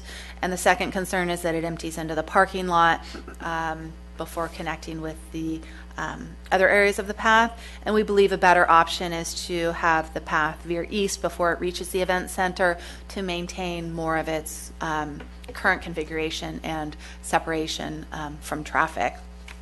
So I'm going to keep the staff report a little more simple than my presentation more simple than the staff report, but we are in support of the changes, and I'm happy to answer any questions if you have them. Okay, thank you. Jared, do you have any questions? None at this time. Mikhail? Has that alternative solution been presented to the applicant at all for the bike path? Or It's been presented. I haven't had a chance to discuss it with them, so I'm sure we'll hear tonight. Okay. Have you showed your alternative in here? I mean, where you want it to come out instead? Let's go to the illustration, and you can see it. Oh, that was the one. Go back one. Where it veers left to the west side of the building, we're proposing that it veer right in order to connect with the existing portion. Okay. My other question about Tandem. We have one other R&D where employees use Tandem currently?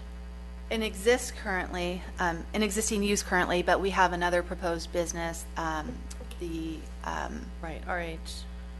The tasting room. Oh, okay. That will have tandem parking, and there's also tandem parking correct at RH, so it's not in full use everywhere. I was just wondering, since there is one that is in full use, has it been monitored, and does it work? It is monitored and it is being used. It's a high usage. Very effective use at R&D Kitchen. Okay. All right.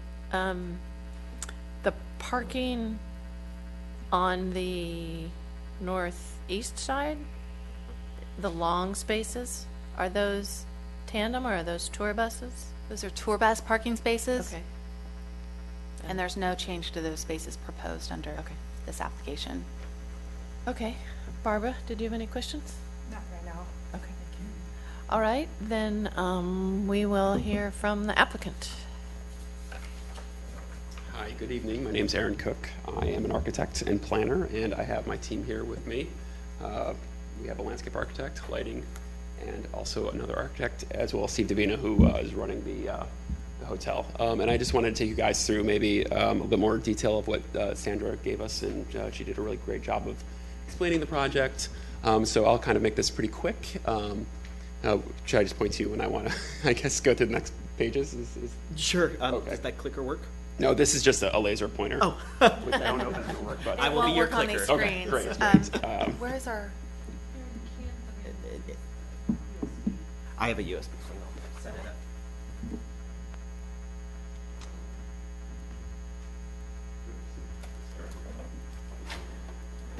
Just use yours.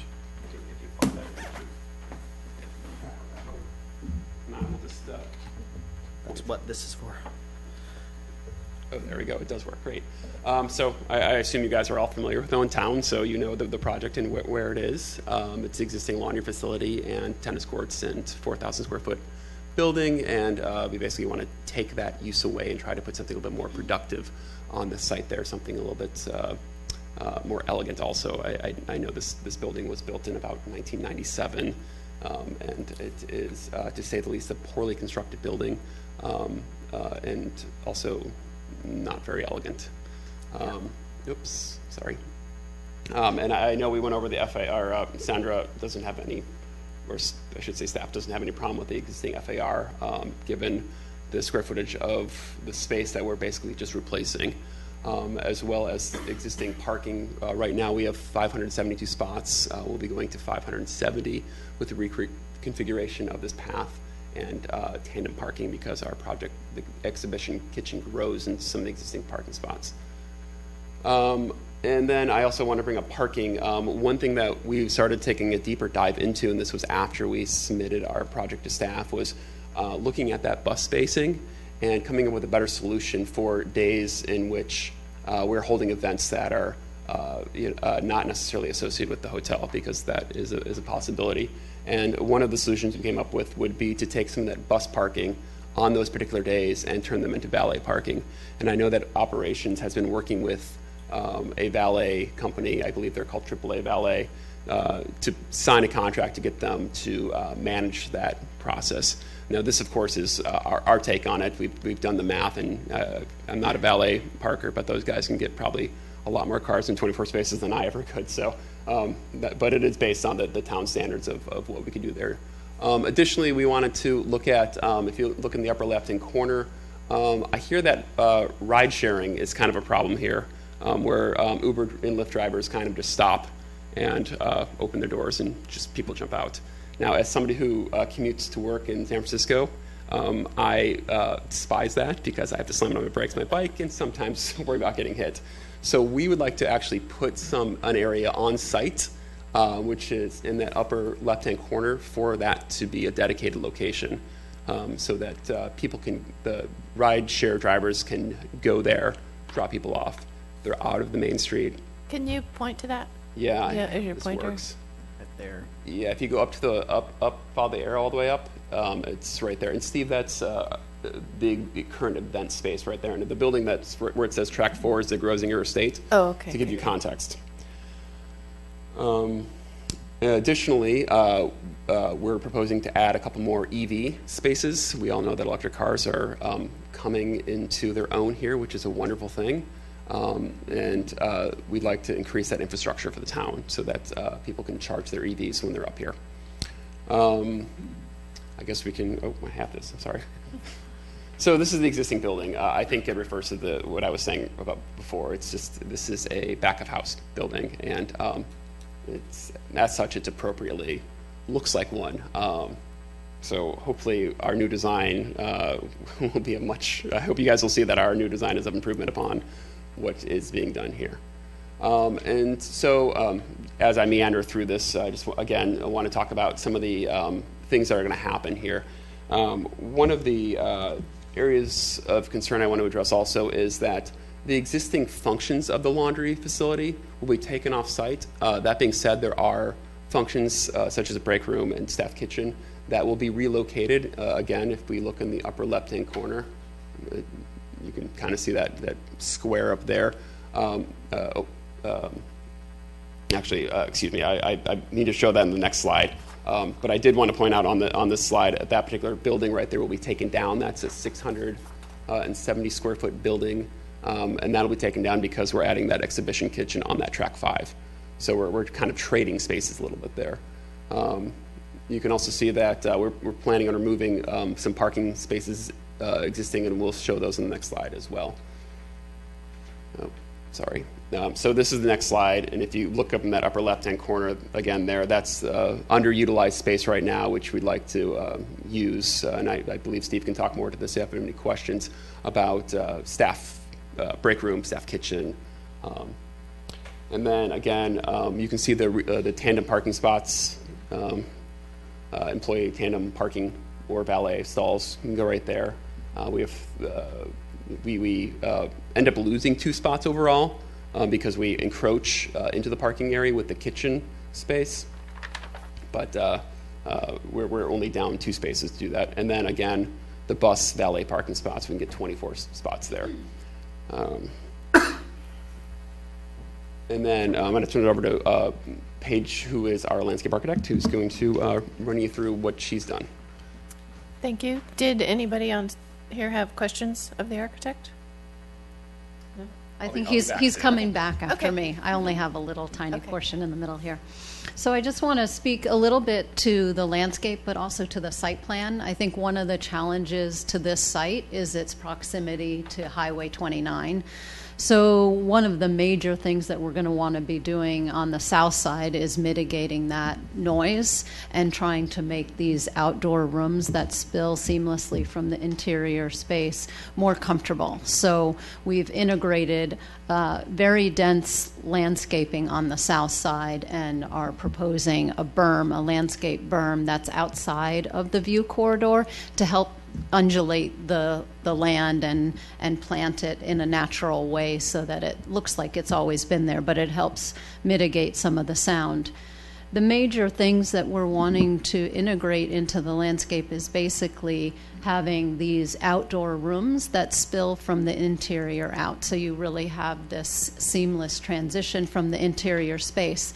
And also to give flexibility to the event space to have a different types of events, and they give the resort a lot of flexibility for programming. The entry court, which is on the north side, is basically a little courtyard where people can gather and come before they come to the event. And they can either move directly into the architecture or they can come off to the terrace, which is on the west side, or directly into the event lawn. I think what's nice about these outdoor rooms and just the openness of the architecture is that all the different outdoor rooms can be programmed and used in different ways. And it could also be used as one much bigger space. And then the third thing that the landscape is really trying to do is soften all of the exterior adjacent uses, because this building, since it is a back of house building, is nestled within a whole field of parking. And so the landscape's there to kind of buffer all of that vehicular noise and just visual impact that it may have on those spaces. The challenge is that the view corridor comes in on the east side. So we've kept the trees out of that view corridor, but we're trying to kind of nestle the building and that event space on the east side into the landscape using berming and other planting that's outside of the view corridor to kind of set it into the landscape a little bit more. Also for the landscape, we're, as we've talked about before when we've come to talk to you guys about what we're doing at Villaggio Inn and Spa as well as at the Vintage, is we're trying to return back to an agrarian landscape, something that's more of the valley, that's placemaking and pulls from the local vernacular. So we'll have drought-tolerant planting that's low water use. It'll hearken from the forms of hedgerows and vineyards and other agrarian landscapes, and will be colorful but a little bit more discreet, so purples and greens and whites. And we've included a lot of additional trees in here just so that it's really a vibrant landscape when you come in and you enter. And also to separate, there's, we were talking about the path a little bit earlier, and we're welcoming any dialogue about that path because it is a little bit of a challenge. The path comes along the parking now, but there's also an internal circulation spine that comes through the Vintage Resort and goes kind of east-west up to V Marketplace. And if you're familiar with it, it has a big trellis that has vines growing all over it, and it basically is a central spine that brings you from the Villaggio to V Marketplace and then on to Vintage Inn. And one of the things we're wanting to do for this event space is to create some privacy. So there's connectivity from both of the resorts to get you to this event space, but once you're there, you want to feel like you're within a nice little place that doesn't have a whole bunch of people walking by. So we've nestled it in with landscape on that north side to allow for that to occur. And I think the challenge for that existing path that runs along, and it's not the Napa Valley Vine Trail, that's out on Highway 29. This is one that's on the property, and it's between the creek and the parking lot. Is basically, if we take it up on the east side of the event lawn, there's no way to buffer it because the view corridor comes in there too. So we're open to discussing it, but those were kind of some of the challenges we had with placing that path. This exhibit shows basically 4 trees. It's kind of hard to see where they are, but they have 4 X's on them. And it also has proposed trees, but existing trees. There's 4 trees that are just in the way of the architecture coming in. We would like to save them if we could, but it just doesn't, it's not feasible for the plan. But we have so many other trees coming back in. The sizes of those trees, there's 3 of them, and they're black gums, and there's 1 flowering ornamental pear. And they're all basically 8, 9, 10, and 12 inch or 10 inch diameter. So they're not all that big. This is some of the imagery that reflects basically the tone of the landscape with materials, hardscape materials being gray, warm grays and cool grays of concrete, pulling from a board form concrete, looking more agrarian. And then the landscape, as mentioned before, is a nice hues of purple and green and white. They're all drought tolerant or Mediterranean plants. And we would have vines growing up on the trellises, not only to create beautiful spaces below, but also to kind of nestle that space on the west side. The West Terrace really has, you can really feel Highway 29 there because the highway is a little bit higher than that exterior space. And so you really not only have a visual impact, but the noise impact is a little bit more great on that side. So the trellises with planted vines will help mitigate that. And this is showing that trellis that I was just talking about on the lower side, lower part of the slide, and then a berm, which would be a very discrete berm, 2 or 3, maybe 4 feet high. There isn't a lot of space in there, and we want it to look like undulating natural grade and not like a big mound. So we would want to plant it and make it undulate and look more natural. So the goal of the landscape really is to connect seamlessly with the architecture and really make this feel like a space that's comfortable both inside and outside. So I think I'm going to pass it on to Nick to talk a little bit about exterior and interior lighting. Hi, thanks. Good evening. Nick Albert, lighting designer, working on both of the existing parts of the property as well as this. And this set of images, I only have the one slide, I'm sorry, but this set of images, I think, is, first of all, just a good collection of the sort of the architectural and some of the look and feel directions of this property. And it does speak to architectural or other points. But I think one of the things that is really important about this collection of images as it relates to lighting and as it relates to what our goals would be for this property is that in the images where you can see illumination, you don't necessarily see light fixtures.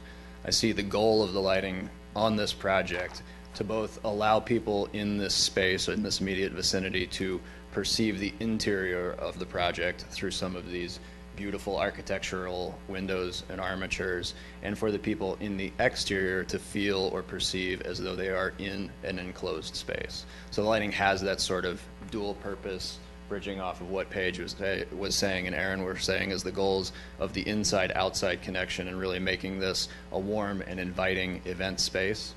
To that end, the light fixtures and the lighting solutions that we choose are going to be such that they are directional lighting, purposeful.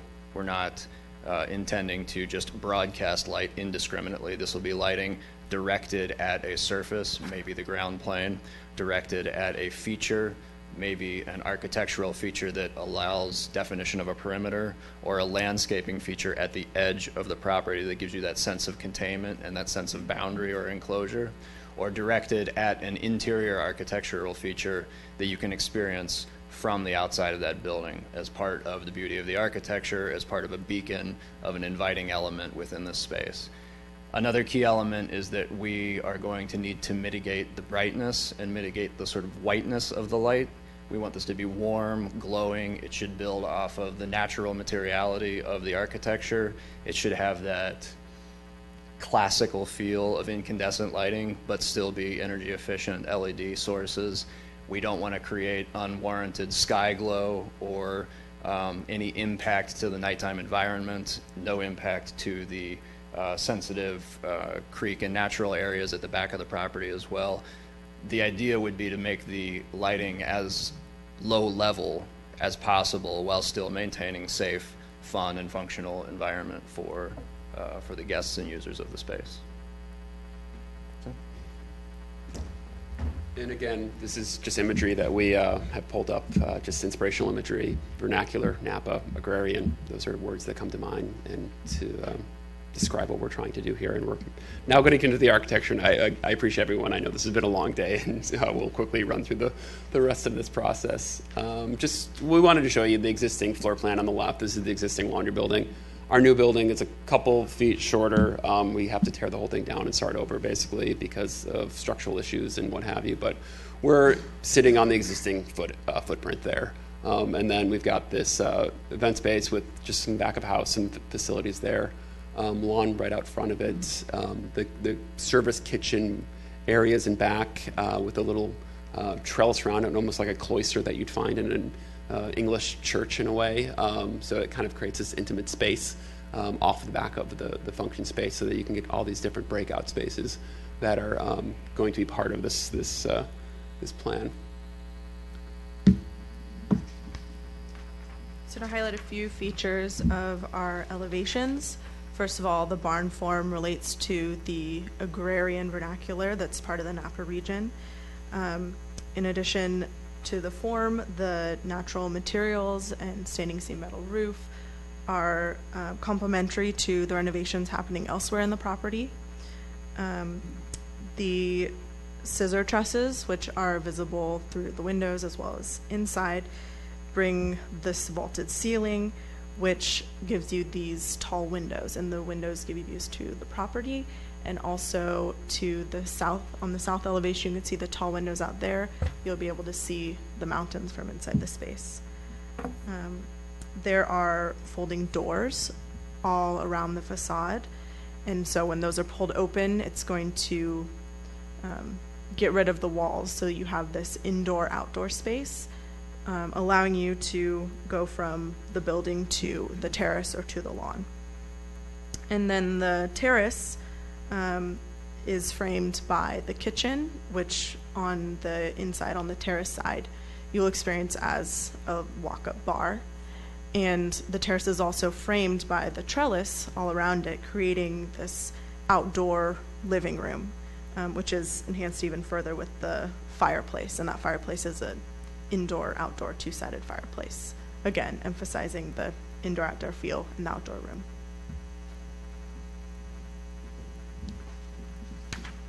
Quickly, here's some of the materials we've are proposing as part of the project. Metal trellis. Sorry, I should start at the bottom. Using metal frame for the windows and doors, something a little bit more clean and modern, but still harkens back to the more traditional sense and shape of the building. Using painted metal, stacked stone.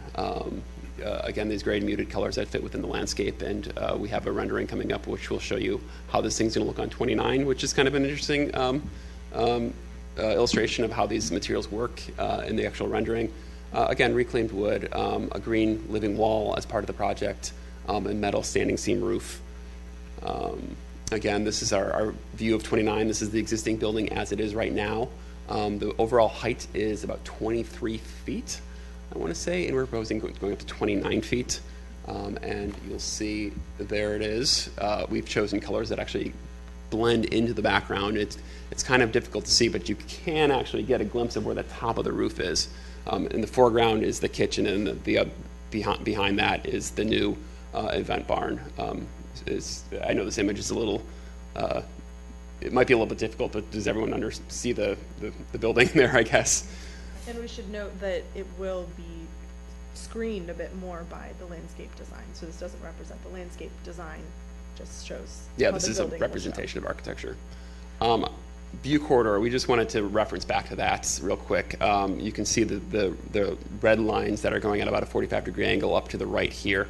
The wider one is the view corridor. The other one, the inner one, is the landscape corridor. This is the existing conditions right now. If you're standing down Mulberry looking out, that's where the view corridor exists right now. And you can see it goes right into the tennis courts. And this is our proposed project. We are outside the view corridor. Our event lawn, we kind of remove everything there.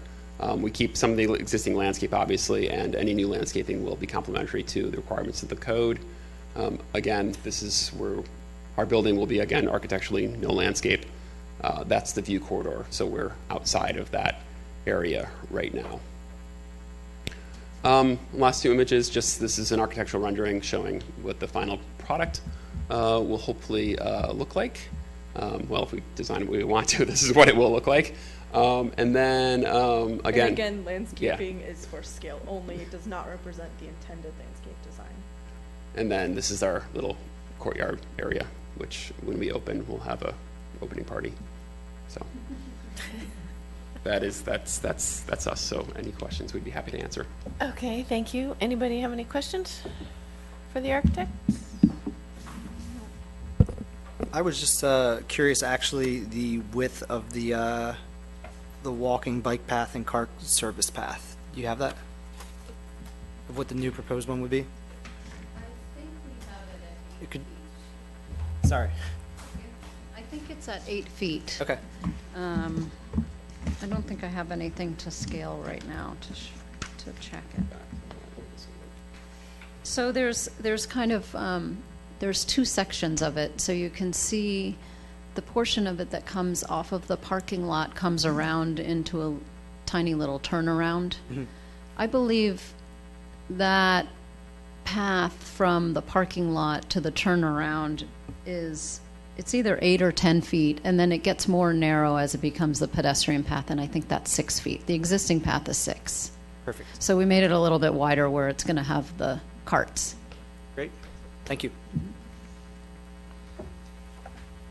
Anybody else? Any questions? Jared? Okay. Good.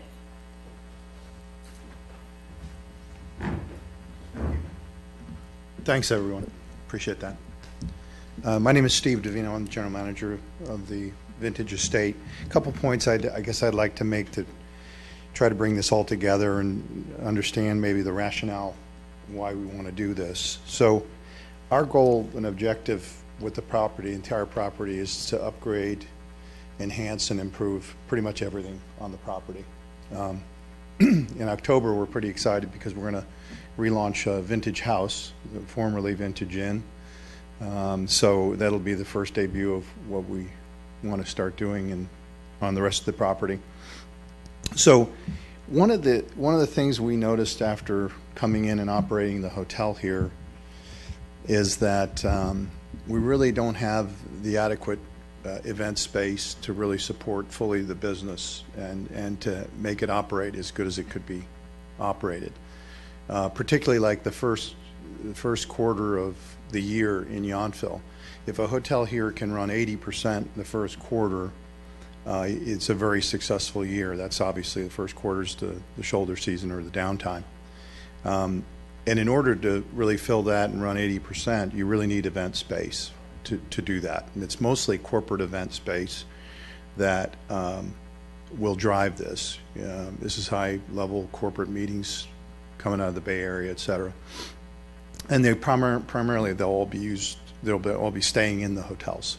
So we feel like with the addition of this, that we'll be able to run those kind of occupancies, which obviously we all know, which leads to higher levels of TOT and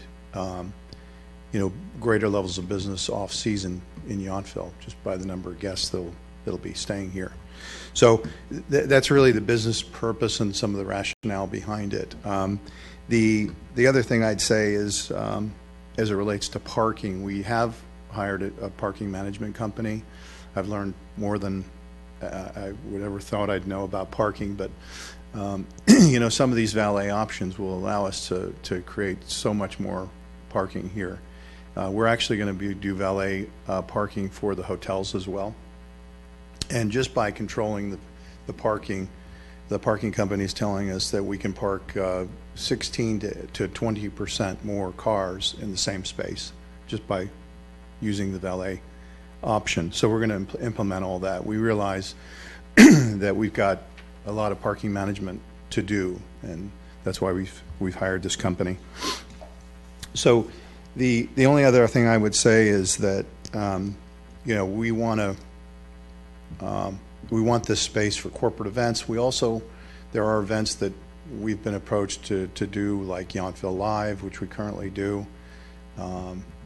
Auction Napa Valley has approached us, and we often don't have the space, the indoor space, and we have the outdoor space in our pavilion area. But with this space, we'll be in the winter wedding business, which we really don't do right now because we don't have any indoor space to do that.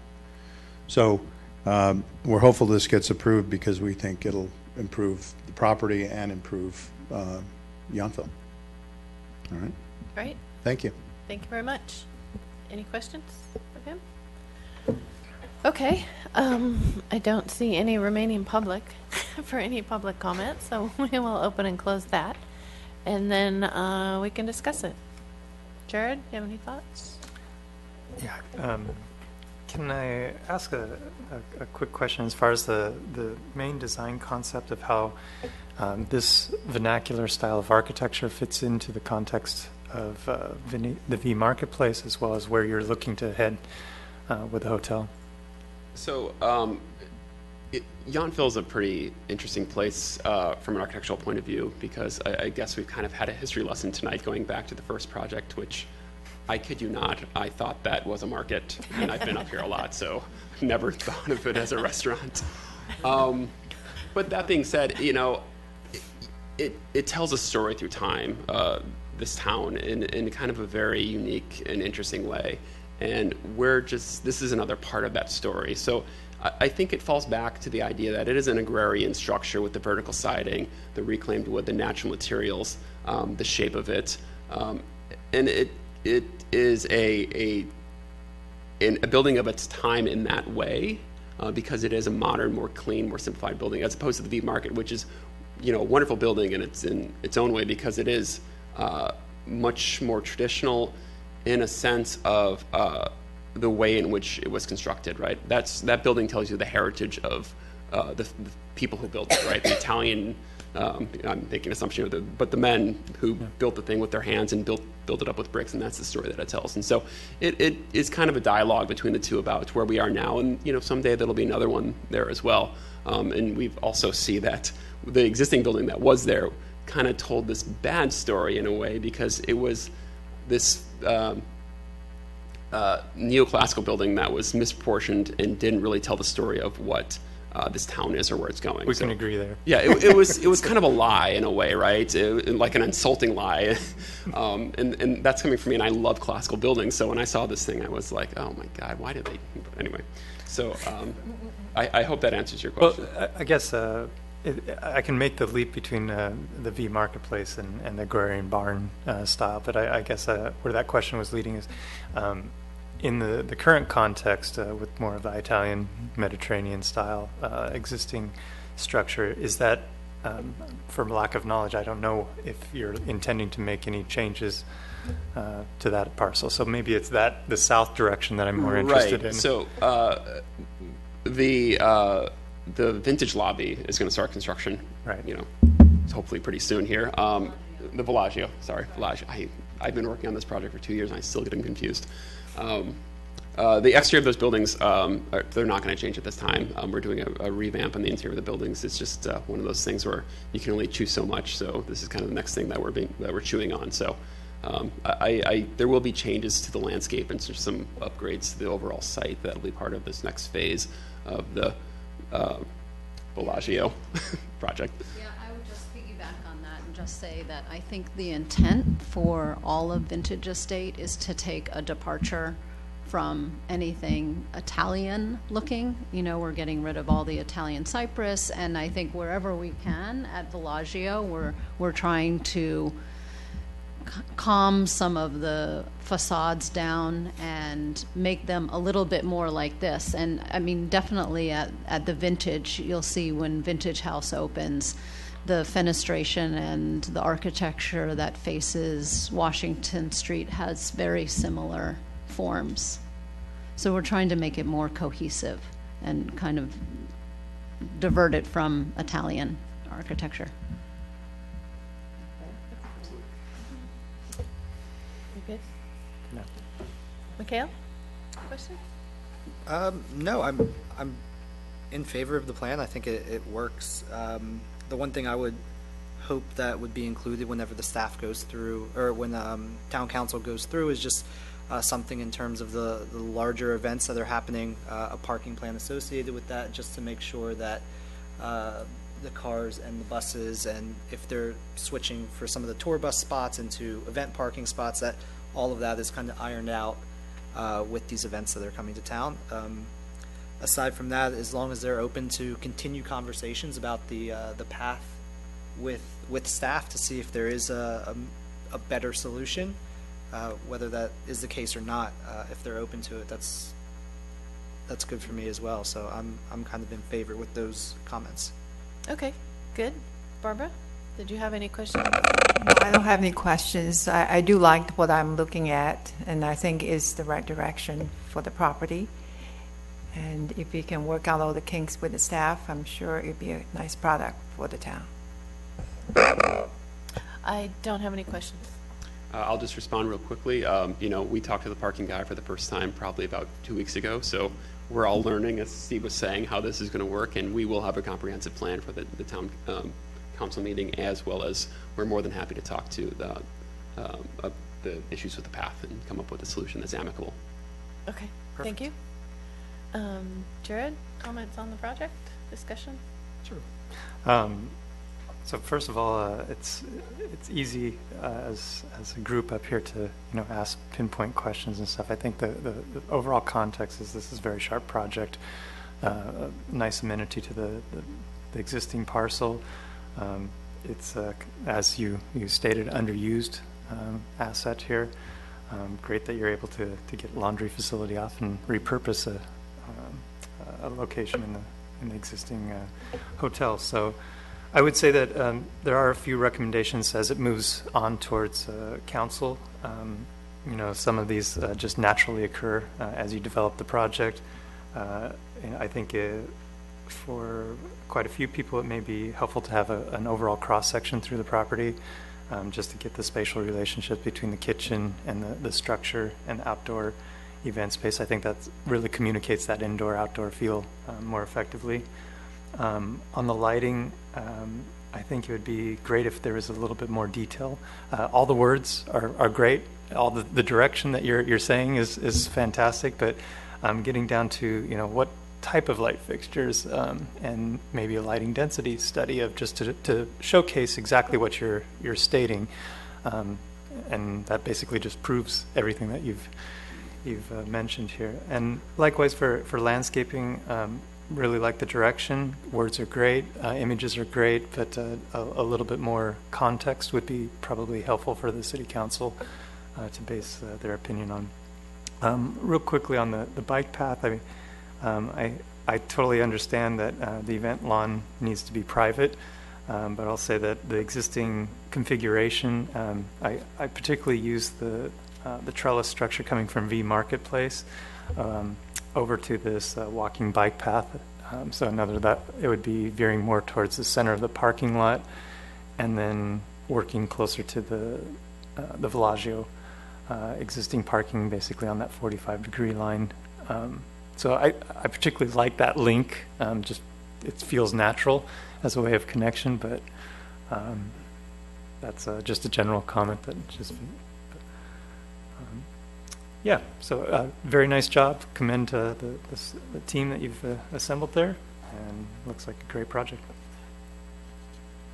Okay. I think it's a wonderful improvement over what is there, and will be a beautiful study. And I think you've thought through everything really well, and it will be really nice. I don't have any issues with the walking path, the way it's laid out. I understand the connectivity of the vine-covered part through the parking lot, but I don't feel it's a necessity. Thank you. Barbara? Do you have comments on the project at all or anything? Okay. And Mikhail's already expressed his comments. This is a comment-driven session, right? It's a recommendation to council, and we like to do that through a motion. Through a motion, okay. Did you have something else? Just a quick clarification on the break workshop, staff lockers and lounge and maid area. I think you highlighted it where they were going, which was across the parking lot. Essentially, that's Jack Chandler's old office, or was that that's the building up at the top left, right? Up left. So any logistics, just people going back and forth, or is it in the carts and it's what normally happens? Yeah, it's this. Steve can speak better to this, but it would pretty much remain the same as far as function is concerned, because that's the main meeting points of all staff on both properties. Okay. Good. Okay. Would somebody like to make a motion? How does I'm just curious how some of the recommendations other board members feel that were mentioned here. I think all your recommendations for presentation to the council were excellent. Agreed. Yours? Lighting study, everything seems to make sense and would make a more compelling argument to town council. Yes. You want to draft, No, draft go for this it. one again? Go for it.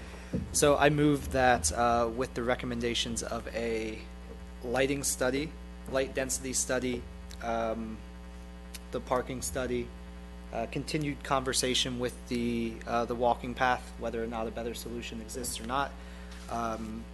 Was there any other points that you had brought up? I think a overall cross section through the event space and terrace and event lawn. I'm under the impression that would be a good thing to explore, but not necessary. And then the just a more build out of the agriculture, and with that, I would make the recommendation to town council to approve it. I'll second that. And all in favor? Aye. Aye. Okay. Thank you very much. very Great. much. I know it's Thank been you a very long much. evening, and we appreciate staying and helping us. Thank you. Thanks. Okay. Staff and board report. You have something for us? Just one quick one. Okay. There you go. Thanks. So what I'm handing out to you is your copy of the Envision Yountville workbook. Now, as you know, the town advisory group, which was appointed by the town council, is going to be over the next several months meeting monthly, and going over various policies of the general plan in order to make informed decisions and in order to be completely educated as we all consider what the current status and existing conditions of Yountville are and what trends we see going forward.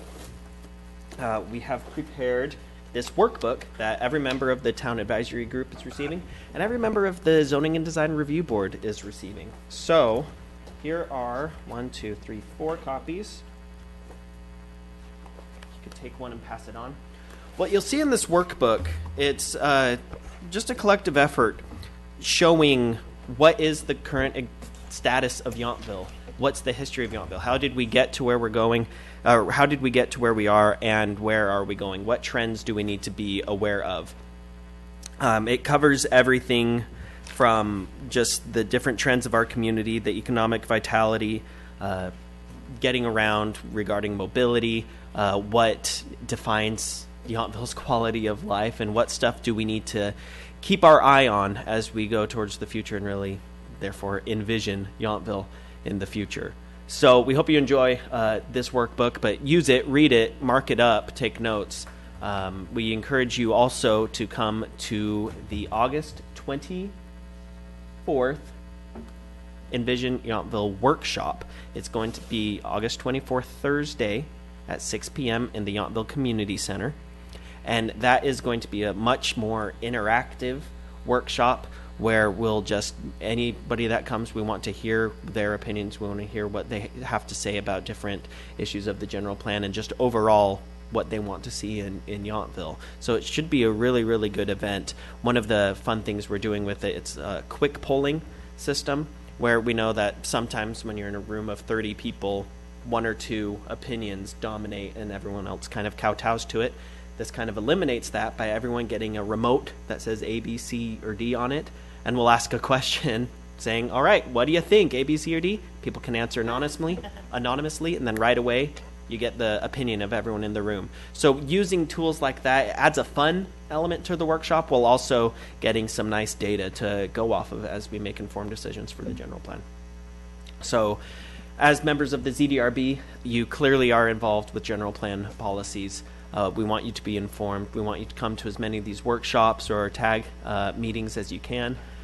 And also once the town advisory group is finished compiling all of this stuff over the next several months and has a draft general plan update, it's going to come to you guys here in another meeting. That will probably go just a little bit later than this one has. So it will be fun. But enjoy that workbook, read it, and yeah, that's all. Okay. I think Thank there's you very much. an irony that the building that we just Yes. reviewed I saw is part of this. I saw that. Okay, anything else? Then we can adjourn the meeting? I'll move to adjourn. Second. Thank you. Second. Second. Thank you. Okay, let's